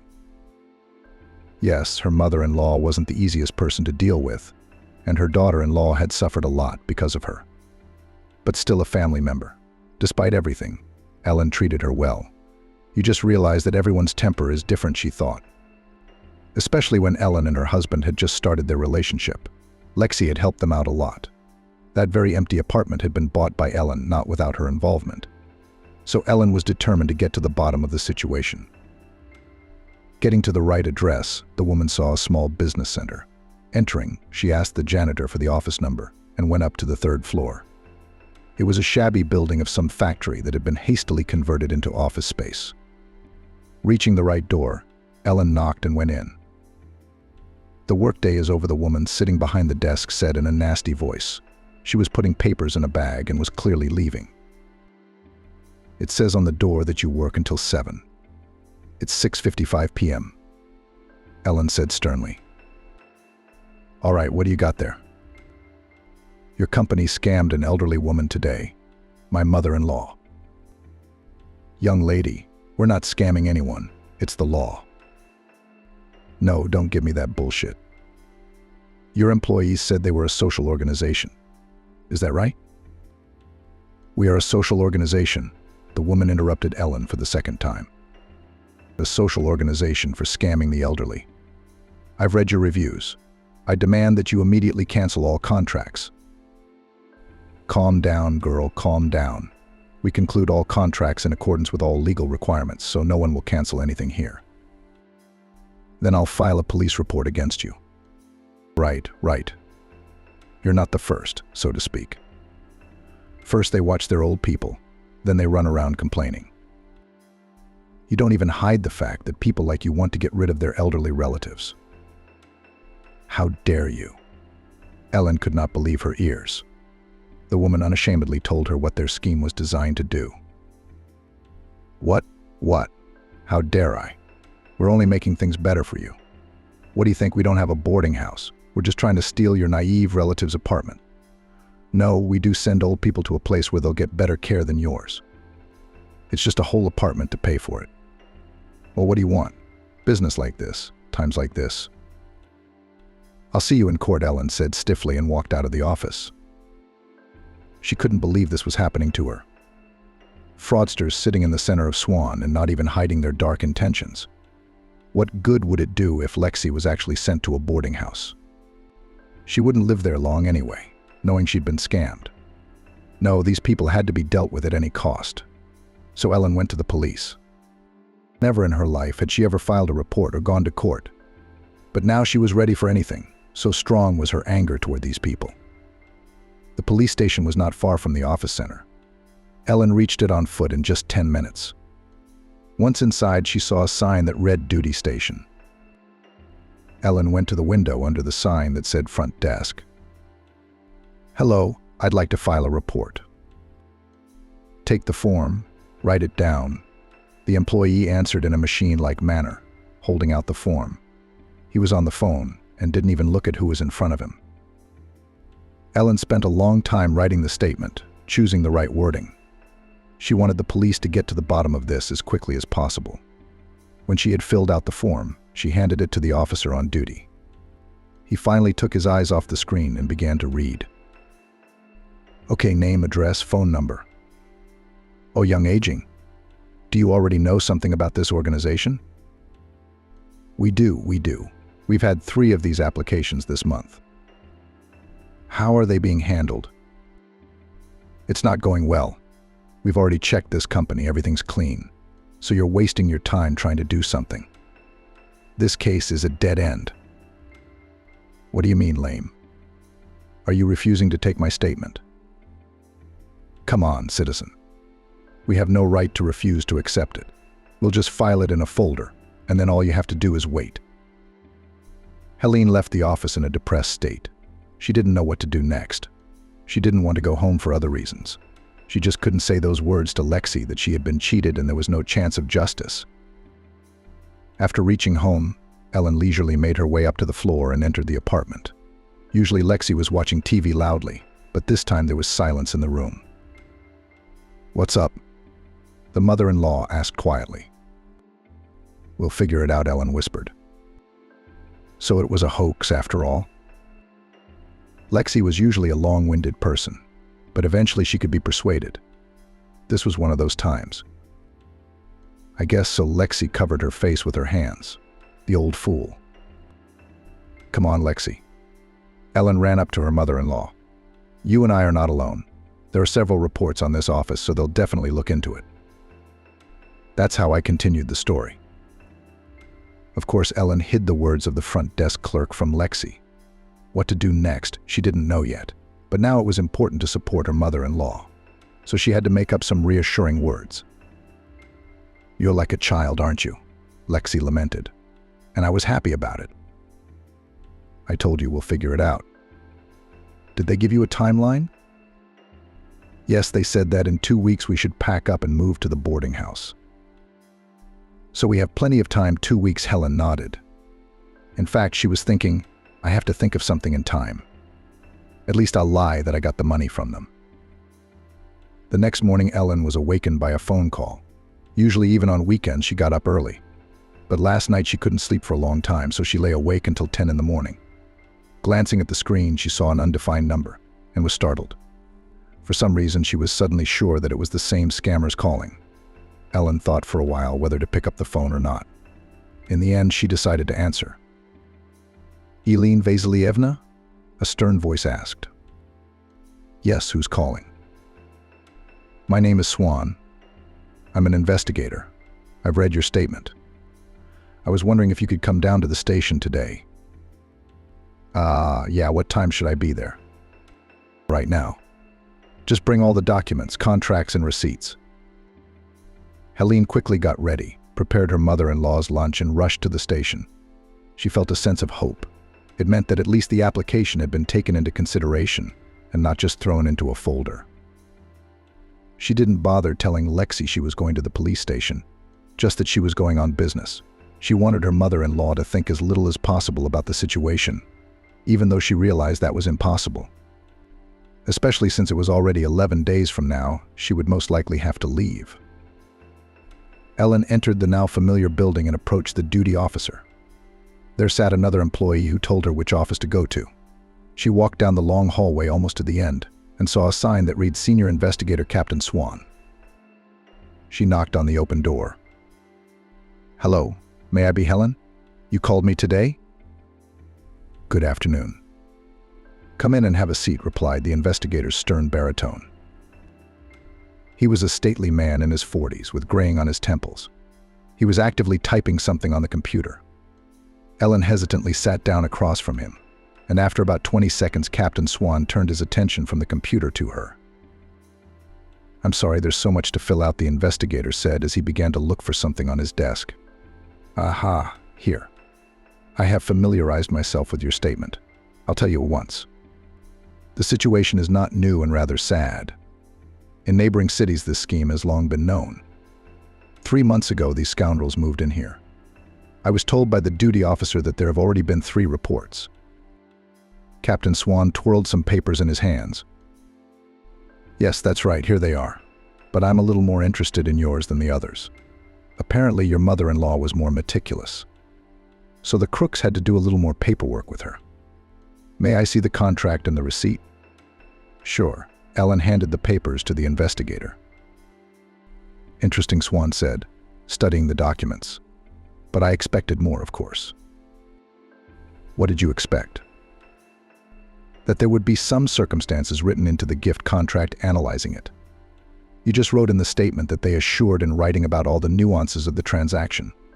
But the promises there about board and care and such. And that information can't be contained in such documents, which means it becomes invalid. Well, no, these guys got it right. What about the receipt? The receipt is interesting. The other victims were all verbal assurances. But your swan looked at the statement. Lexi asked for some kind of written commitment. Did the receipt have any validity? Sadly, no. A receipt is for a loan. This is just a promise to hand over money. So any court will send you away with a piece of paper like that. But either way, it's new. So we have at least a handwriting sample and an employee's signature. So if you don't mind, I'll scan this paper, said the investigator. Sure. And what should I do with my mother-in-law? I'm a straightforward person, so I will not hide. Prepare for the worst. Even if we catch on to something, it will take a very long time. You guys have 2 weeks to leave too, right? Well, we can't do anything in 2 weeks. There's practically no evidence. Everything is done according to the law. Have you checked the boarding house? Maybe they poison old people there so they don't have to deal with them. Of course, we didn't check 5-star hotels, but everything is legal. The conditions there are minimal. So if there's another place for Grandma, you'd better take her there.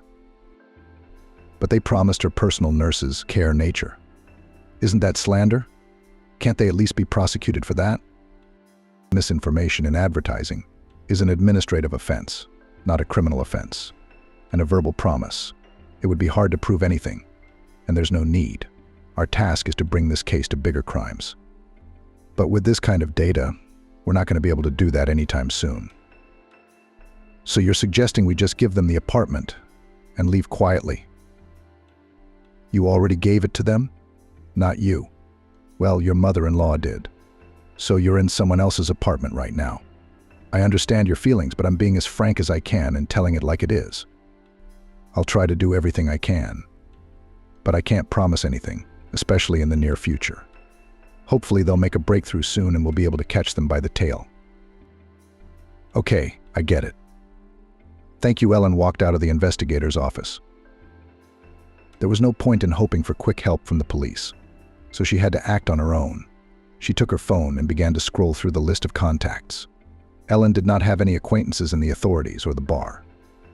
The only person who had anything to do with law was Annie, her mother-in-law's friend. Without thinking, Ellen dialed her number. Annie, hi. This is Ellen, your friend Lexi Callan's sister-in-law. Hello, Lenachka. I didn't recognize your voice right away, Annie replied good-naturedly. You know, we had a very unpleasant story with the apartment. Yes, I overheard you and Lexi talking yesterday. Anyway, you were absolutely right in your concerns. What a stupid situation. It's a common way to cheat, and I've told you about people like that many times. Why didn't she listen to me? Why don't I know what's gotten into her? They must have influenced her somehow. They have special techniques, like hypnosis. Distracting, misleading. And that's it, fooling our old ladies. Sounds like it. I don't remember Lexi agreeing to anything quickly. But I take it you're not just calling to share your concerns. Yeah, you're right. I just got off the phone with the police. They say it's a very complicated situation, and it's unlikely anything will change in 2 weeks. And in 2 weeks, Lexi has to move out. Of course, I'm not putting her in a boarding house. I'm taking her back to my place. But you realize what a blow this is going to be for her. I do. Luda's been very down lately. So yes, she doesn't need this kind of stress. Come to my place now. I have my son at home. He's a lawyer. Maybe we can work something out together. Ellen thanked Annie for the offer and rushed to her. In general, they did not see her mother-in-law's friend very often. While her husband was alive, they met only at general celebrations. After his death, a little more often, Annie lived nearby and once a week came to visit her friend. But at that time, Ellen was usually not at home. But even in those rare encounters, Ellen had formed a very good impression of the woman. Annie was a little younger than Lexi and had a completely different personality. Sometimes Ellen wondered how such two completely different women could be friends, the nervous, bossy Lexi and the good-natured, simple Annie. They were both quite emotional and could always stand up for themselves and their rights. When Ellen heard that Annie was willing to help, she was glad.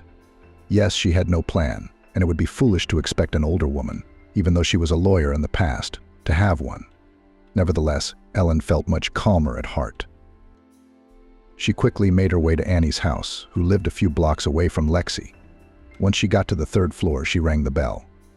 The door was opened by a man in his 40s, wearing a cardigan and white shirt. "Good afternoon. I'm here to see Annie," Ellen said a little shyly. Yes, come in, we're waiting for you." Ellen entered the apartment. "I'm Christian, Annie's son, a lawyer." "Nice to meet you," Helene replied and went into the room. It was furnished in a Soviet-style luxurious way, a full wall closet, many sets, a huge crystal chandelier, and 2 wide leather armchairs. Annie sat on one of them. "Sit down, Lenachka." The woman pointed to the neighboring chair. Christian also came into the room and sat down on the chair next to it. "Thank you for seeing me," Ellen said politely. "Of course not. How could you not?" Annie replied cheerfully. "Let's get down to business. Do you still have the papers Lexi signed, or did you give everything to the police?" "No, just copies." "I have everything with me." Ellen pulled a folder out of her bag and handed it to Annie. She handed it to Christian without even looking at the contents. "We have a professional sitting here. Let him sort it out," said the old woman sneeringly. "Actually, I'm not a professional," Christian said, studying the documents. "I'm a criminal lawyer and I don't know much about civil contracts, but everything seems to be in order at first glance. I'll take a picture and send it to a colleague." Sometimes Ellen wondered how such two completely different women could become friends, nervous, bossy Lexi and good-natured, simple Annie. At the same time, they were both quite emotional and could always stand up for themselves and their rights. Hearing that Annie was willing to help, Ellen was overjoyed. Yes, she had no plan, and it would be foolish to expect an older woman, even though she was a lawyer in the past, to have one. Nevertheless, Ellen felt much more at peace. "He specializes in that kind of deal." "And the receipt? Take a look at it, please," Ellen asked. "It's the same." "I can't say anything. I can only give it to a handwriting expert." "But I don't think that would do us any good," said the lawyer. "I've just been thinking," Annie began to say. "Actually, we have 2 ways, civil and criminal. We don't have any leads for the criminal one at first sight. Although if the investigator was interested in this case, it's for a reason. In the civil way, we can demand to challenge this contract, to recognize the deal as invalid." "We can't," Christian interrupted my mom. I was immediately answered by a colleague. "In general, we don't have any clues to go the civil way either.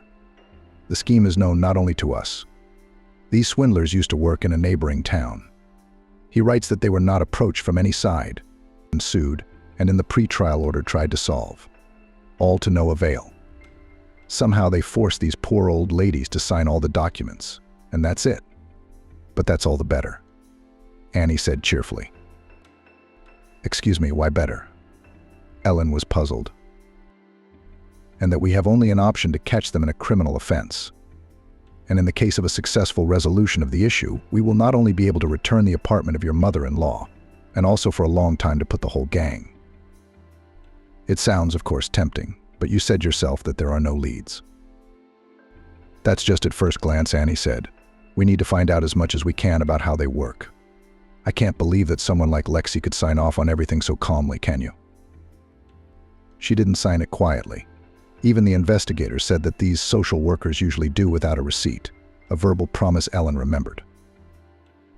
It's still strange that they managed to calm her down with one single receipt, which has no legal force whatsoever, Christian objected. She didn't know that the receipt was null and void, Ellen objected.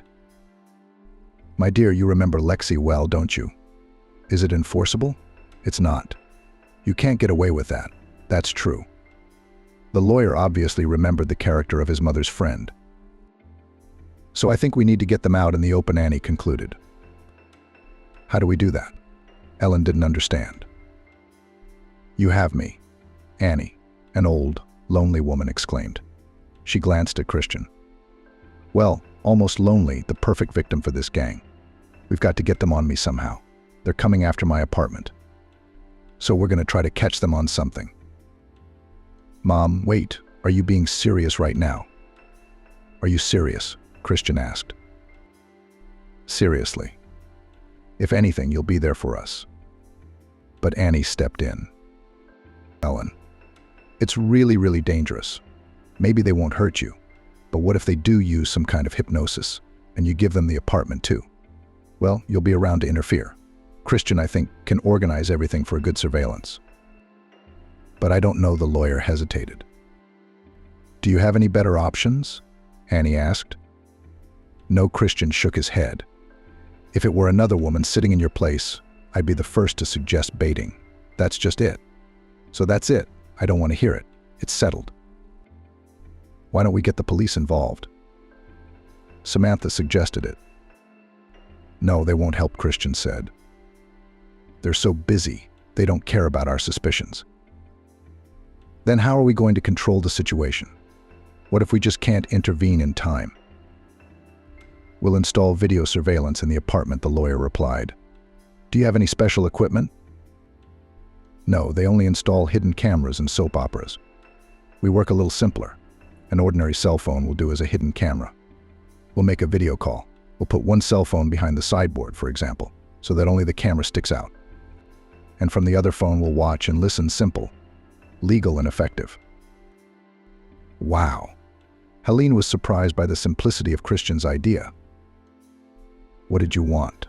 Annie asked. They, the lawyers, are under strict supervision now. You can't make a move, but still. Ellen was worried about her mother-in-law's friend. Why don't I at least call the investigator? He seems to be a smart man, she suggested. No need, Helene, Christian said firmly. You see, they have everything by the book there. Surveillance, warrants, they'll ruin the whole operation. And in general, most likely they'll send us away. Ellen sighed heavily. She'd lived by the rules all her life. She'd never done anything so amateurish. Never had she or anyone around her had any problems with crooks or the police. So the woman felt like she was in a soap opera. Only she had to play one of the main roles, not of her own free will. But let me ask you, how are we going to point them at me? Annie asked. Here in the contract there is an address and phone number. Ellen pointed at one of the papers. Maybe you could call, say that the neighbors found out about them, and you, as a single woman, really need care. That's a great idea, Ellen. Christian, give me that piece of paper. Annie pulled out her cell phone, dialed a number, and waited for a connection. Unavailable. That was odd. Maybe they don't work on Saturdays? Ellen asked. I don't think so. Every client is worth their weight in gold. Such offices should take calls 24 hours a day. It's something else. Maybe I scared them off. Ellen remembered her trip to the company yesterday. When I was there yesterday, I promised them I'd call the police. So they got scared and decided to run out of town. That's a possibility, Annie thought. What if they hadn't had time to pack for the day? Christian joined the conversation. Maybe the phone was disconnected. But they hadn't had time to leave the office yet. They wouldn't want to lose a client who'd come to them on her own. What do you mean? Ellen asked. I mean that we have to go to them now. Annie didn't let her son answer. All three of them quickly got ready and went down to Christian's car. 15 minutes later, they were already there. There she is. Look, Ellen pointed to a woman with a bag coming out of the office center. I talked to her yesterday. Then what are you looking at? I'm going to give you a master class, Annie said, and was about to get out of the car. Mom, wait. Christian stopped his mom and went into the glove compartment. From there, he took out a cell phone and called it from his own. Put it in your pocket, just in case we're listening to you. Annie took the phone and got out of the car. Not many people would have agreed to take such a gamble, and there was no telling what moved her more, the desire to help her friend in trouble or the interest to take part in a dangerous case. Annie quickly caught up with the woman, stood for a moment, took a breath, and called out to her. "Excuse me, please, what happened?" she asked. The woman turned around. "I'm so embarrassed to ask this," Annie said in a pitiful voice. "I think I'm lost. I left the house to go to the management company. Anyway, I've gotten really old. Do you have your cell phone with you? Have you called your family? Do you have a phone? What's the use of it? I don't have any relatives. They've moved away and left everything behind," the woman thought. "What am I going to do with you? Do you even remember your address?" "I remember the street, not so much the house." "Why are you like this? Let me take you to the street. Maybe you'll remember the area." "Oh, my daughter, you're a lifesaver. Thank you." "Wait, I haven't done anything yet. What street is there, Mayakovsky? We'll be there in no time." The woman took Annie under her arm. "Come on, my car's not far away." Helene and Christian watched everything from the car. "What are we going to do?" Ellen was worried. "Let's drive carefully behind them," Christian said, changed gears and carefully drove off. The woman put Annie in the car, got behind the wheel and drove toward Mayakovsky Street, where Ellen's mother-in-law and her friend lived. "Do you think she took the bait?" Christian asked. "I think so," Helene replied. Christian kept his distance, following the con artist's car. This lady didn't look like she had much heart. She wouldn't just help out like that. "She smells a profit," Helene said. The phone was silent for 10 minutes. Helene and Christian even began to worry a little. Maybe the connection was broken, Helene suggested. But driving into Mayakovsky Street, a woman asked Annie, "Well, do you recognize it?" "I recognize the neighborhood, my daughter, I do. Let me walk further on my own," answered Annie. "No, let me take you to the entrance," the woman insisted. Annie began to explain to the woman how to get to her house. A couple minutes later, the car was there. Ellen and Christian parked in a neighboring yard. "I'm not going to let you go so easily now," Annie said thoughtfully. "Come in and I'll make you some tea." "I'd love that," said the woman, obviously realizing that she had found her latest victim in this city. They walked slowly up to the apartment. Annie pretended to be a frail old woman, so she tried to move as slowly as possible. In the apartment, she sat the woman on a chair, moved the phone from her jacket into her pants pocket so that Ellen and Christian could hear everything, and went into the kitchen to make tea. "So what you said, no one from your relatives is looking after you?" the woman asked. "They've all gone away. They don't care about me." Annie was making up a story as she went along. "I never asked for anything. I always did everything myself, to the store, to the clinic, and to get money. But in recent months, something completely bad has become. Many people sometimes refuse. Now I've got a headache." "What's your name, my daughter?" "Isabel?" Annie asked. "I think you are very lucky to have met me today," the woman replied. "Yes, you've been a great help to me. I don't know how to thank you. And that's not the only reason. Now you're going to want to thank me even more," Isabel said. Annie gave a puzzled look on her face. The con artist continued. "The thing is that I work in a social organization. We are engaged in helping lonely old people, providing them with a dignified old age." "What a good girl you are. How do you do it?" Annie asked. "It's simple. We offer you a place in a wonderful boarding house on the banks of the river overlooking the forest. Good repairs, caring staff, and most importantly, you will not have to make any monthly payments. You will have a personal nurse, constant assistance, checkups in general, everything you want." "You say that so beautifully, but I don't have any savings. Everything goes on medication," Annie sighed. "You won't have to pay anything, I'm telling you. But you will benefit from it, won't you?" "I'll tell you straight, of course there will be benefits. First of all, such organizations are helped by the state. There are some benefits for charitable activities. And secondly, tell me, what do you plan to do with your apartment?" "I don't plan to do anything. I'll wait until I die. It'll go to one of my children and grandchildren." "Any of the same kids who left you here? It's one thing for them not to visit you or help you."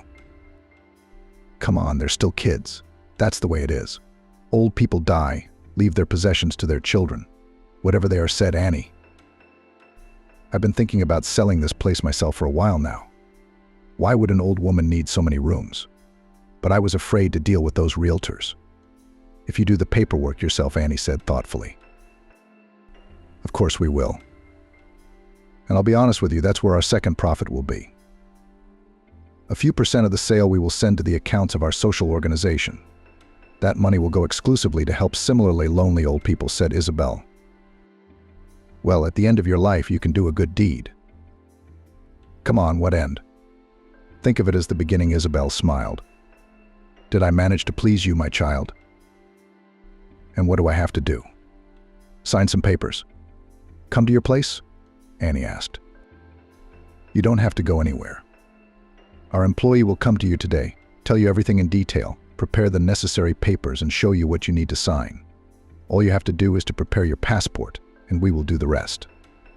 I'm very happy for you. You're very lucky today. When is he coming? Right now. No, you'll be home from 5 to 6. Where would I go? Of course I will. That's when a young man from our organization will come to see you. The woman said goodbye to Annie and left. Christian and Ellen waited until she left the entrance and got out of the car.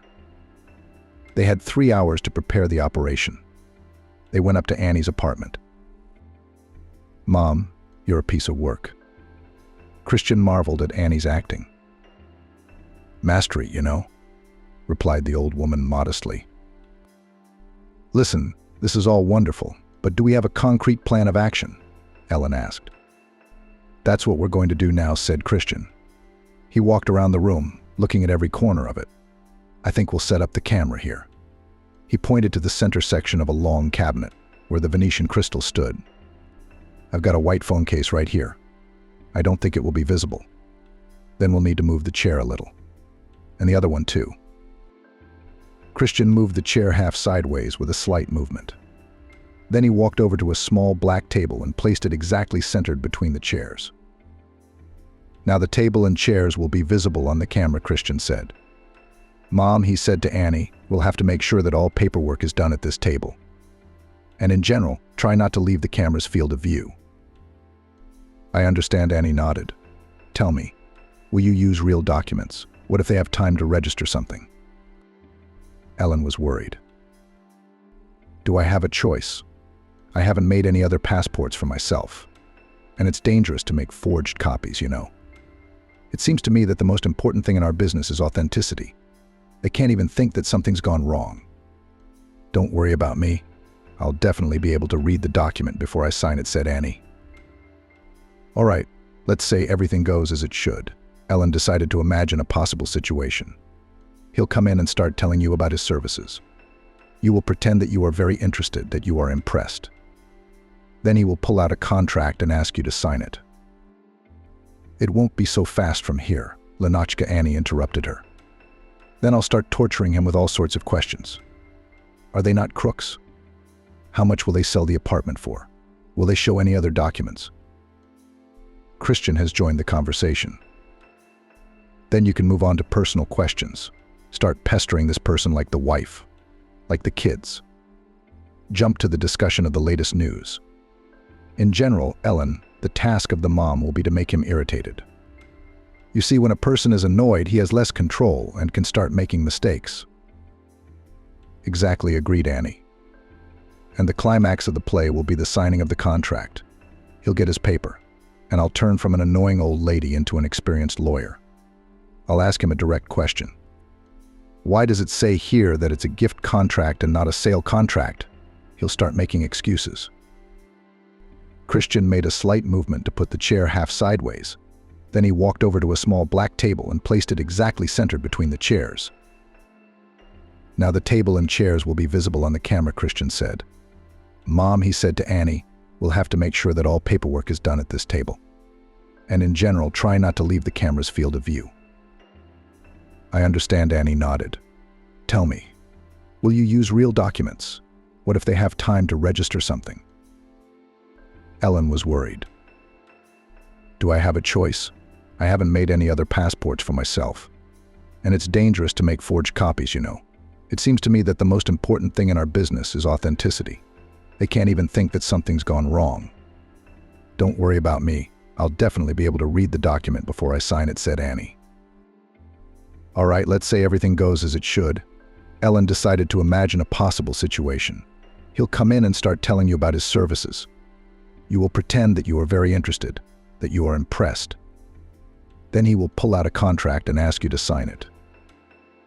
It won't be so fast from here, Lenotchka Annie interrupted her. Then I'll start torturing him with all sorts of questions. Are they not crooks? How much will they sell the apartment for? Will they show any other documents? Christian has joined the conversation. Then you can move on to personal questions. Start pestering this person like the wife, like the kids. Jump to the discussion of the latest news. In general, Ellen, the task of the mom will be to make him irritated. You see, when a person is annoyed, he has less control and can start making mistakes. Exactly, agreed Annie. And the climax of the play will be the signing of the contract. He'll get his paper, and I'll turn from an annoying old lady into an experienced lawyer. I'll ask him a direct question. Why does it say here that it's a gift contract and not a sale contract? He'll start making up all kinds of excuses. That's what he'll get caught on, Christian said. After all, everything will be recorded on camera. Very interesting. Ellen listened carefully to the plan. But how are you going to get out of signing the contract? You're not going to sign it, are you? Of course I won't, Annie replied. I'm going to pretend I have a heart condition. I'll ask for an ambulance. I think at that point he'll get scared and run away. He doesn't want any more witnesses. And he won't want to explain to the doctors who he is, how it happened. But that's not the whole plan. Let's say by some miraculous miracle, he gets me to sign this piece of paper. There will be 2 cups of tea on the table. After all, a gracious hostess is obliged to offer her dear guest a drink. After signing, I will awkwardly tip the cups onto the paper, and with a slight movement of my hand, the contract will turn to mush and rags. But eventually you'll figure something out and keep him out of the driveway with the contract, Ellen said. Just don't overdo it. And Tulloch Christian nodded. Well, Helene, are you calm now? Yes. Impressive, Annie said cheerfully. Good. Then you and Christian will need to be down to the car by 5 o'clock and watching it near the driveway. And I'll probably go to Lexi's in the meantime. She's been sitting there alone since this morning. But I hope you realize that it's better not to tell her anything, Annie said. Of course I understand, Ellen replied and walked towards the exit. Leaving the driveway, she headed toward Lexi's house. Ellen was filled with conflicting feelings. On the one hand, it was very important and exciting for her to see this through for Lexi's sake. But on the other hand, she was very worried about Annie. At first glance, this older woman gave the impression of a confident person who was not afraid of even meeting with crooks. However, Annie was by no means young. There were too many things that could go wrong in this plan. 10 minutes later, Ellen was already in place. The TV was back on in the room, and Ellen realized that her mother-in-law had recovered a bit from yesterday. Lexi, how are you feeling? Ellen asked thoughtfully. Good, Ellen, why do you ask? But it seemed to me that you were feeling pretty bad about yesterday. Ellen was surprised by her mother-in-law's question. You know, I don't remember yesterday very well, Lexi said with the same calmness. What do you mean you don't remember? What about the condo deal? No, I remember that. I'll be living in a boarding house soon, Ellen, finally free of me. Maybe Ellen didn't realize what was going on right away. Her mother-in-law had never had a blackout before, not even after a stroke. You're not dizzy? Is your coordination okay? I'm telling you, I'm fine. Ellen went into the kitchen, closed the door tightly, and dialed the number of her mother-in-law's friend. Hello, Annie. There's something wrong with Lexi. She doesn't remember much about yesterday. It's just bits and pieces. She's just glad she got a place at the boarding school. What? I thought so. Annie exclaimed. Lexi couldn't just give up like that. They're putting something in, but it's all the more interesting. How is she feeling overall? She seems fine otherwise. Well, that means I won't die. Don't worry, Ellen, it'll work out. Annie hung up. Ellen became even more worried. Now, the danger to the elderly woman's health was not a perceived danger, but more than real. Ellen could not leave this situation so easily, and, after a little thought, dialed the number of Investigator Swan. Comrade Captain, hello. It's Ellen. We met this morning. Yes, you remembered something. The captain recognized Ellen immediately. No, there's a detail that's come up. Basically, my mother-in-law has been having memory lapses. I've never seen her do that before. I think she was drugged last night. Okay, this is interesting. Send her to the clinic for a blood test. I'll make arrangements to get it done quickly. But that's not all. The thing is, my mother-in-law's friend Annie and I have decided to, how shall I put it, increase the evidence base. And today the same organization is coming to her to sign a contract, and the whole process will be captured on camera.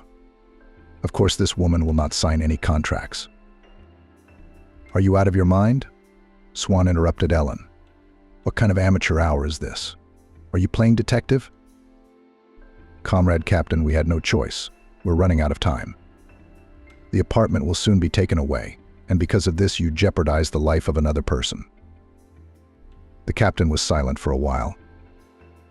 Okay, all right. What time is this event?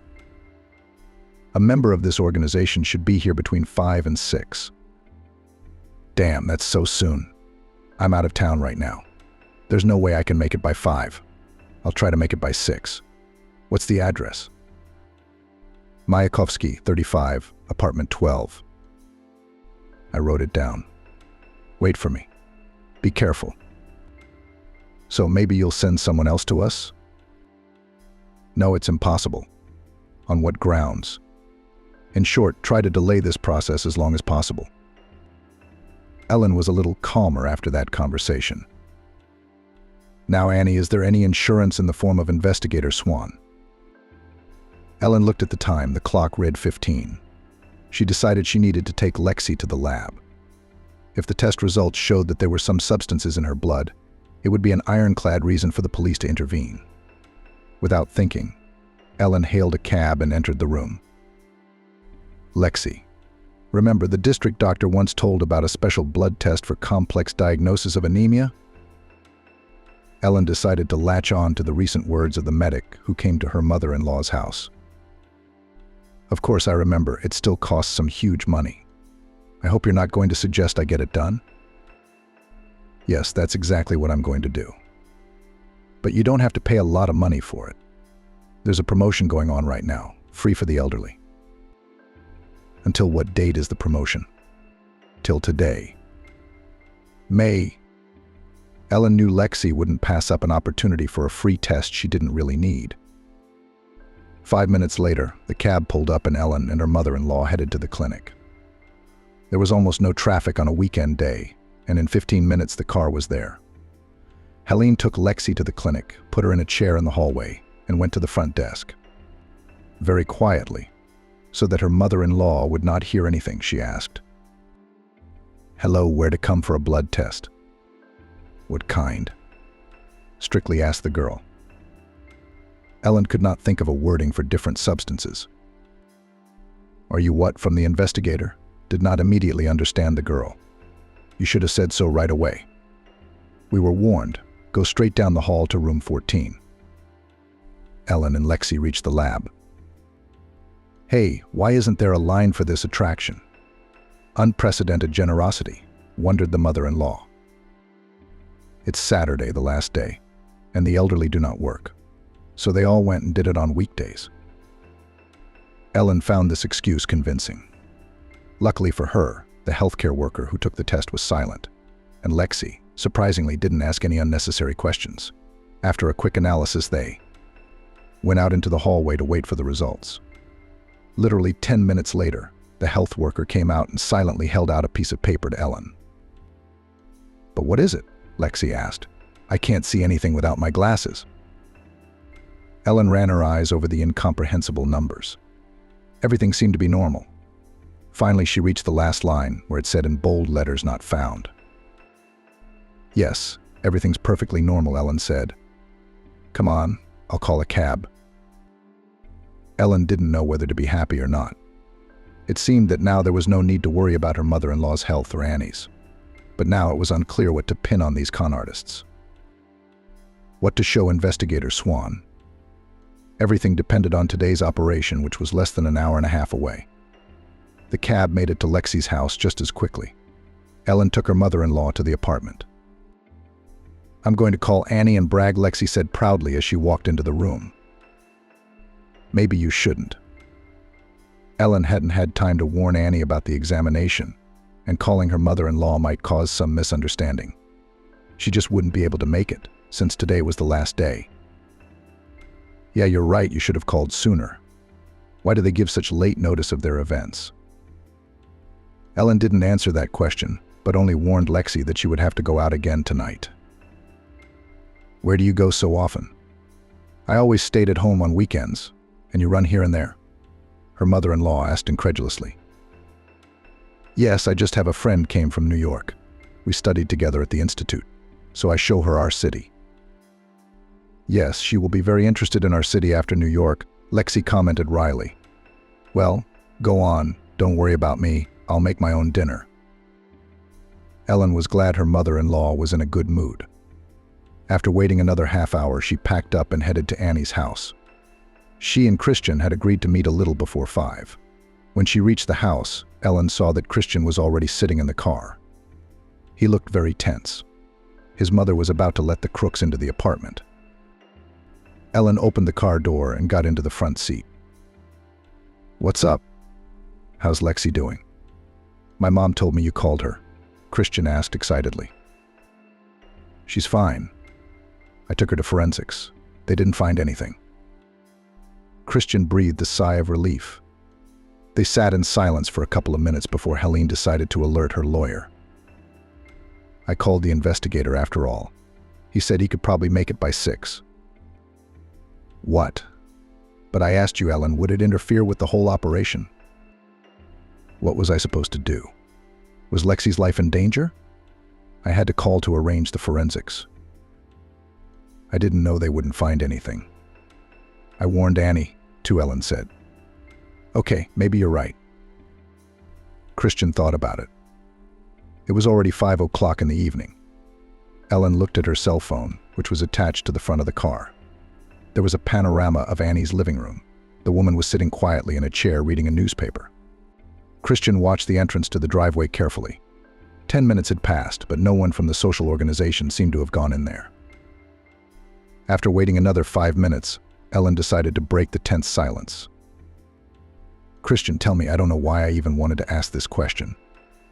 I guess it's important to me. Did you know my husband, Emmett? Ellen wanted to break the awkward pause and could think of nothing better than to talk to Christian about her husband who had passed away a year ago. She knew almost nothing about his friends. She had only seen some of his colleagues at work, and that was it. Of course, we were friends when we were kids. Our parents lived next door to us. Yeah, and my mom still lived next door to each other. And then what happened? Why did you stop hanging out? We grew up, we all became so important, so serious. Everyone's busy with business, families. There was no time for friendship. Well, I guess that's what happens to a lot of people. Then I went to work in Los Angeles, and I only came back here once in a while. I didn't have much contact with anyone here except my mom. It took me a while to find out that Emmett was gone. My mom called only 2 days later, so I didn't even have time to fly to the funeral. How long will you be here now? Ellen asked. No, the law firm where I worked there went bankrupt, and I decided to come back here. I've been in private practice here for 6 months now. I thought LA would be boring, but as you can see, Christian grinned. I'm not bored. It just pays less, but it's cheaper to live here, of course. Yes, we're a lot of fun, Ellen said. My mother used to tell me about you sometimes, by the way. What do you say about me? Christian asked interestedly. Helene was also interested. Yes, she did. The amazing thing is that the daughter-in-law not only did not abandon her mother-in-law, but also began to live and take care of her. Especially since I remember Lexi's bossy personality from childhood. No way. She's all alone. I couldn't do anything else. You're right about the temper, of course. It can be tough. But she's done so much for me and Emmett in her time. I'll be grateful to her for the rest of my life. So I try to ignore her barbs and just do my duty. You have a heart of gold? I can't imagine my ex-wife helping my mom if something happened to me. You know, when Emmett was alive, I couldn't imagine living with Lexi either. Ellen smiled. But as you can see, it's okay. It's tolerable. So you shouldn't be talking about your ex-wife. No, it was clear from the beginning. Christian smiled too. He wanted to continue, but he thought it would be inappropriate to discuss his ex-wife with Helene. You can't determine in advance how a person will behave in a difficult situation. If someone had told each of us 3 days ago what we were going to do now, no one would have believed it. But the way life turned out. I would never have believed that I would be trying to catch criminals, Ellen said. Neither would I. We lawyers tend to be a little on the other side. We're not supposed to catch criminals. We're supposed to defend those suspected of crime. The one person I would certainly never doubt is Annie. She'll come to the aid of anyone, anytime. Yeah, Mom's doing great. She's hanging in there. I'm worried about her youthful enthusiasm, of course. But that's what she lives for. I think without adventure, she'd lose interest in life. You must have gone into it? Christian asked. Lawyering, even in criminal cases, is not an adventurous occupation. I might have gone into it, but I'm a much more free in life, replied Helen. I'm more like my dad, I guess. Mom did not immediately accept my choice to become a lawyer. She kept saying, how can I defend criminals? And what did you say to her? I said what any professional lawyer would say. We're not defending criminals, we're defending justice. A man can be wrongly accused of something he didn't do. That's where we come in. But very often criminals are arrested at the scene of the crime. Do you still fight for these cases? For example, would you defend the people in this office who took Lexi's apartment? You're asking very difficult questions, Ellen. Christian replied. I apologize if I said something I shouldn't have. No, it's okay. That's exactly the question I can't answer. Of course, I won't defend these scoundrels.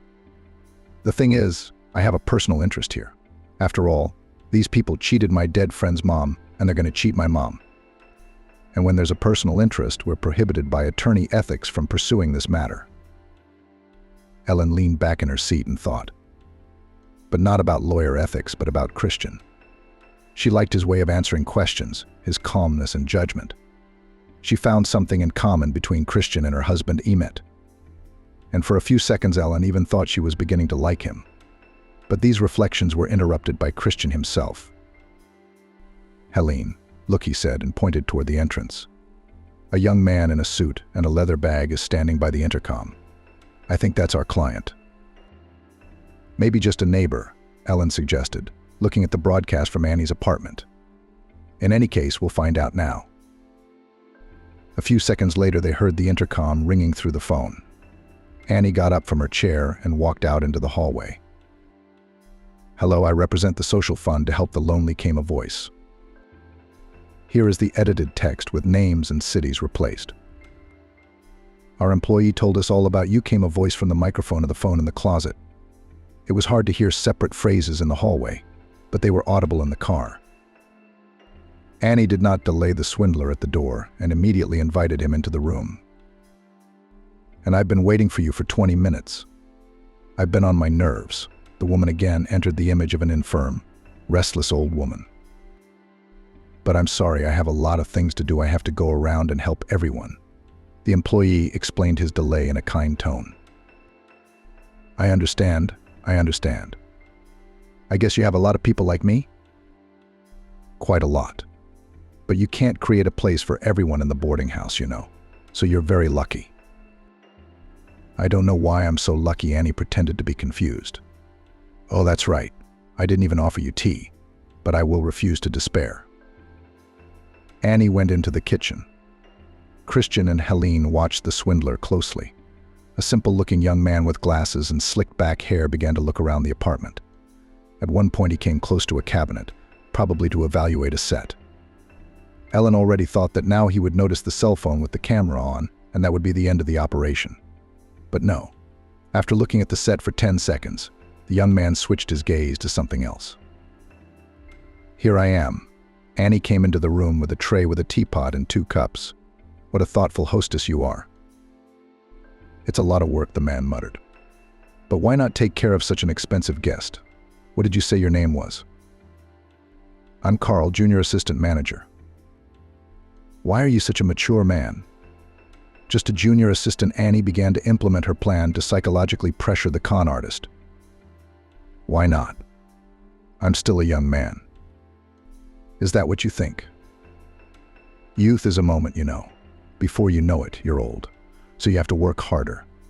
That's what I'm doing. The con man's tone became less kind. Let's get down to business. I need your passport. Here I've prepared everything as you asked. Annie pointed to the table where the passport was lying. Have a seat, so we'll fill it out, she invited. The man sat down in the chair, took out some papers, and began to leaf through the passport. Uh-huh. Annie Swan, so she's the one. And you, Carl, why are you standing there? You want to check my martial law? Oh, come on. Why would I want to check your marital status? Carl tried to smooth things over. Most likely, the man wanted to get some information about the elderly woman's relatives. And why did you look through it then? Annie kept up with Carl. I was looking for a residential address.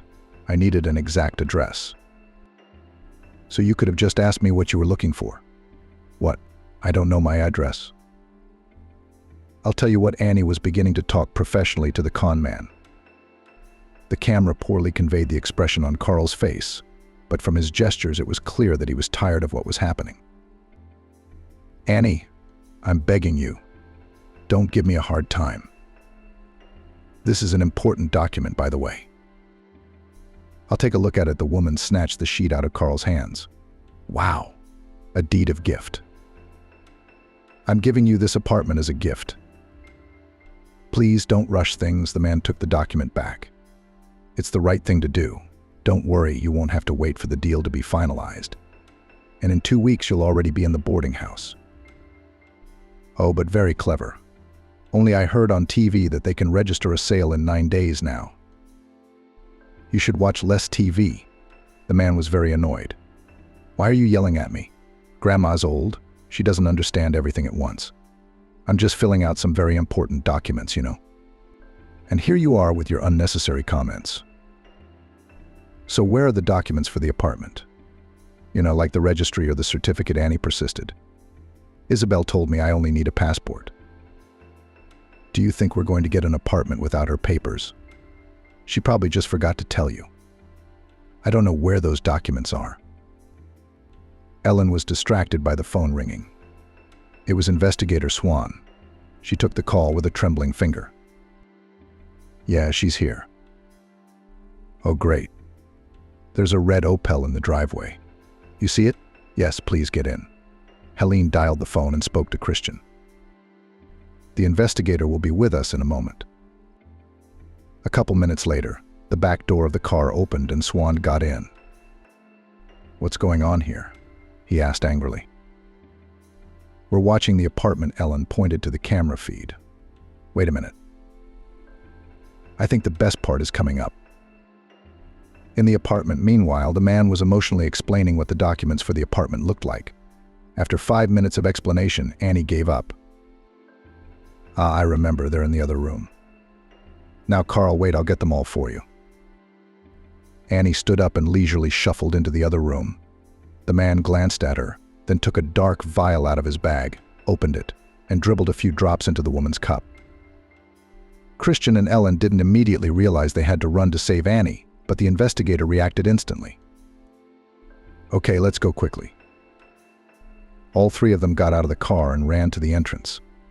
Christian opened the front door with his key, and then the apartment. Everybody stay where you are, nobody move. Swan shouted, and with a deft move he knocked the con artist to the ground. All right, don't touch the cup or the vial with your hands. We're going to get some experts down here to look into this. The investigator handcuffed Carl and reported the incident by phone to the department. Mom, did you drink tea from this cup? Christian asked worriedly. No, of course not. I knew right away that the bastard wanted to take advantage of my absence. So it was a setup, whispered the man lying on the floor. It's all right, you can't prove anything. Of course we won't. Christian took the phone out of the set and stopped the recording. Yes, we can. Comrade investigator, please include the recording from this phone in the case file. Swan took the phone. 10 minutes later, a task force was already on the scene. The swindlers were taken to the department. The expert put the cup and the vial back in his briefcase. The officers briefly interviewed all the witnesses of the incident. They acted quickly. Apparently, there were a lot of calls today.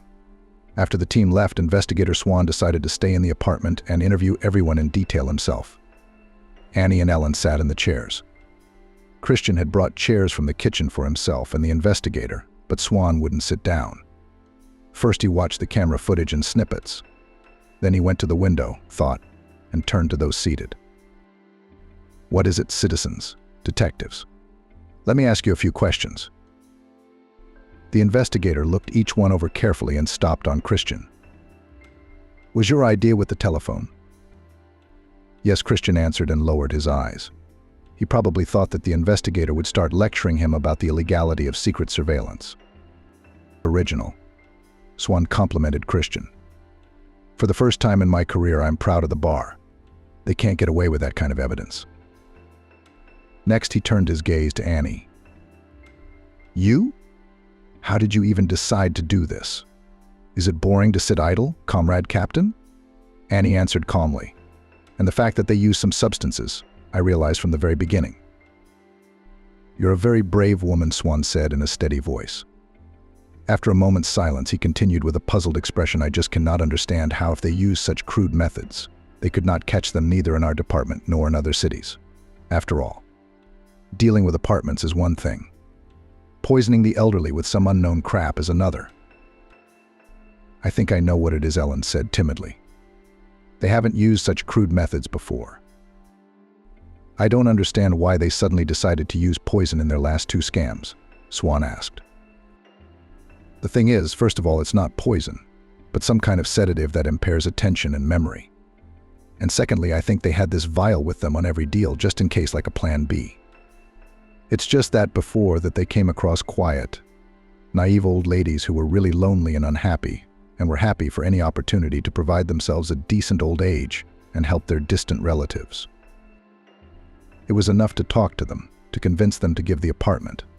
Therefore, the swindlers did not need to put anything in the tea. Everything happened by itself, but here, they ran into an elderly woman first. She must have started questioning and sarcastic behavior from the doorstep. I don't know how she let them in the first place. I think the con artist used a psychological trick, interrupted the girl investigator.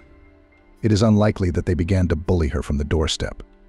Did they say anything about the apartment? About charity, aid, social, state program? But that is, they began to ride on the ears, and when they were already in the apartment, they got down to business. Well, maybe, agreed the girl. So they could not cope with the manifestations of the character of an elderly woman for a long time.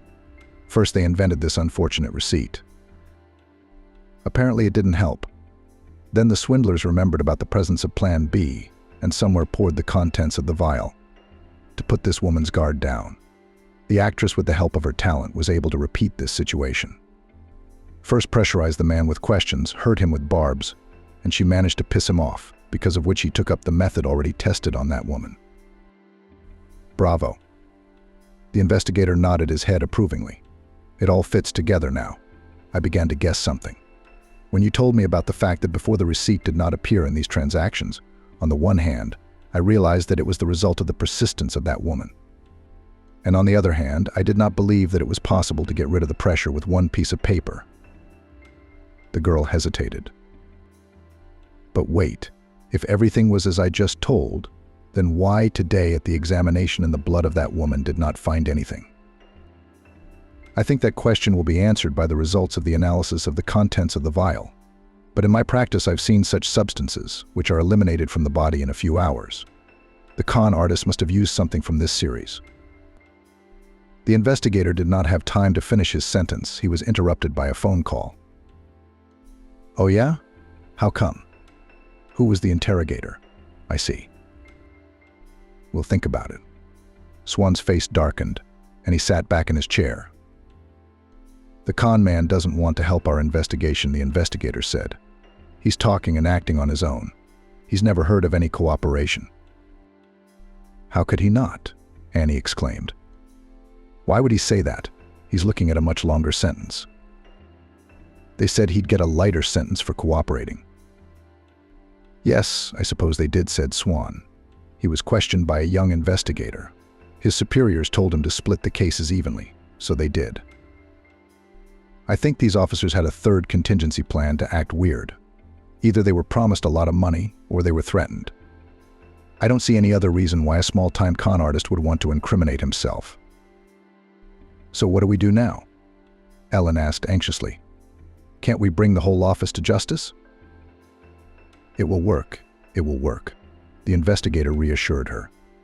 As far as I understand from your testimony, one of the organizers is a woman named Isabel. If she, of course, gave her real name, she should be detained and arrange a confrontation with the swindler Carl. And on what grounds will you detain her? If this guy is silent? Annie asked. On the basis of your statement. You made an appointment with her first, didn't you? That's grounds. Of course, it's not enough for a trial, but I think she'll tell everything after the first confrontation. Then we'll find all the strings, and we'll be done. The investigator looked at Ellen. And you, I'll ask you to bring your mother-in-law to the station. In principle, it's better for everyone to be there. But it is Lexi who will have to participate in the climax of the confrontation.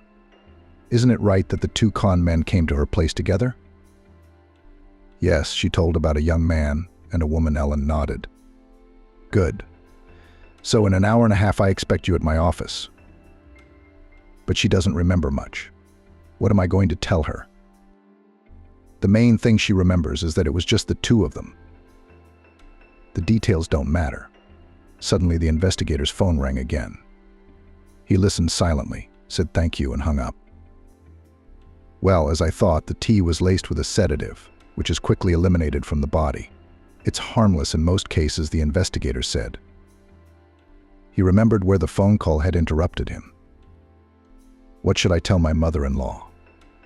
But think of something. You have a good imagination. All right, time to go to work. We have to find this woman first. The investigator left. Ellen went to Lexi's mother-in-law's house. She had a rough idea of what she was going to say to the old woman. Don't worry, I have some bad news for you, Ellen began. The thing is that yesterday some con artists came to your apartment, but they were caught. So your apartment is not in any danger. What are you talking about? How awful. I let those people into my house. Lexi was upset. There's no need to feel bad about it. You're the reason they were apprehended. Here are partially not lying. There's no telling how many more elderly, lonely people these crooks would have managed to scam if they hadn't run into you. So what do we do now? Nothing. Everything will stay the same. Except you're going to have to go to the police for a lineup. Lexi was worried at first, but then she calmed down a little.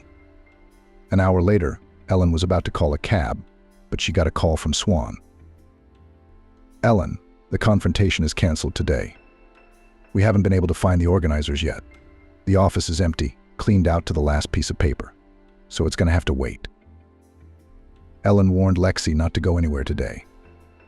Ellen began to worry again. What if the crooks managed to get away? Would the court void the deal? The situation was escalating. First, the employee refused to testify. Now Isabel had run away. Ellen could only hope for the professionalism of law enforcement. The next day, Ellen woke up to a call from the investigator. Everything's fine. She's in custody. She got a bolo on her way out of town. Good thing you got her license plate number. And that she's already been questioned? Yeah, she doesn't know or remember anything either. She refuses to testify. So take your mother-in-law and come down to the station right now. 20 minutes later, Ellen and Lexi were sitting outside the coroner's office. The confrontation had already begun, and they could hear snippets of it in the hallway. So you're saying you don't know this man? The investigator asked questions loudly. And you say that you see this woman for the first time?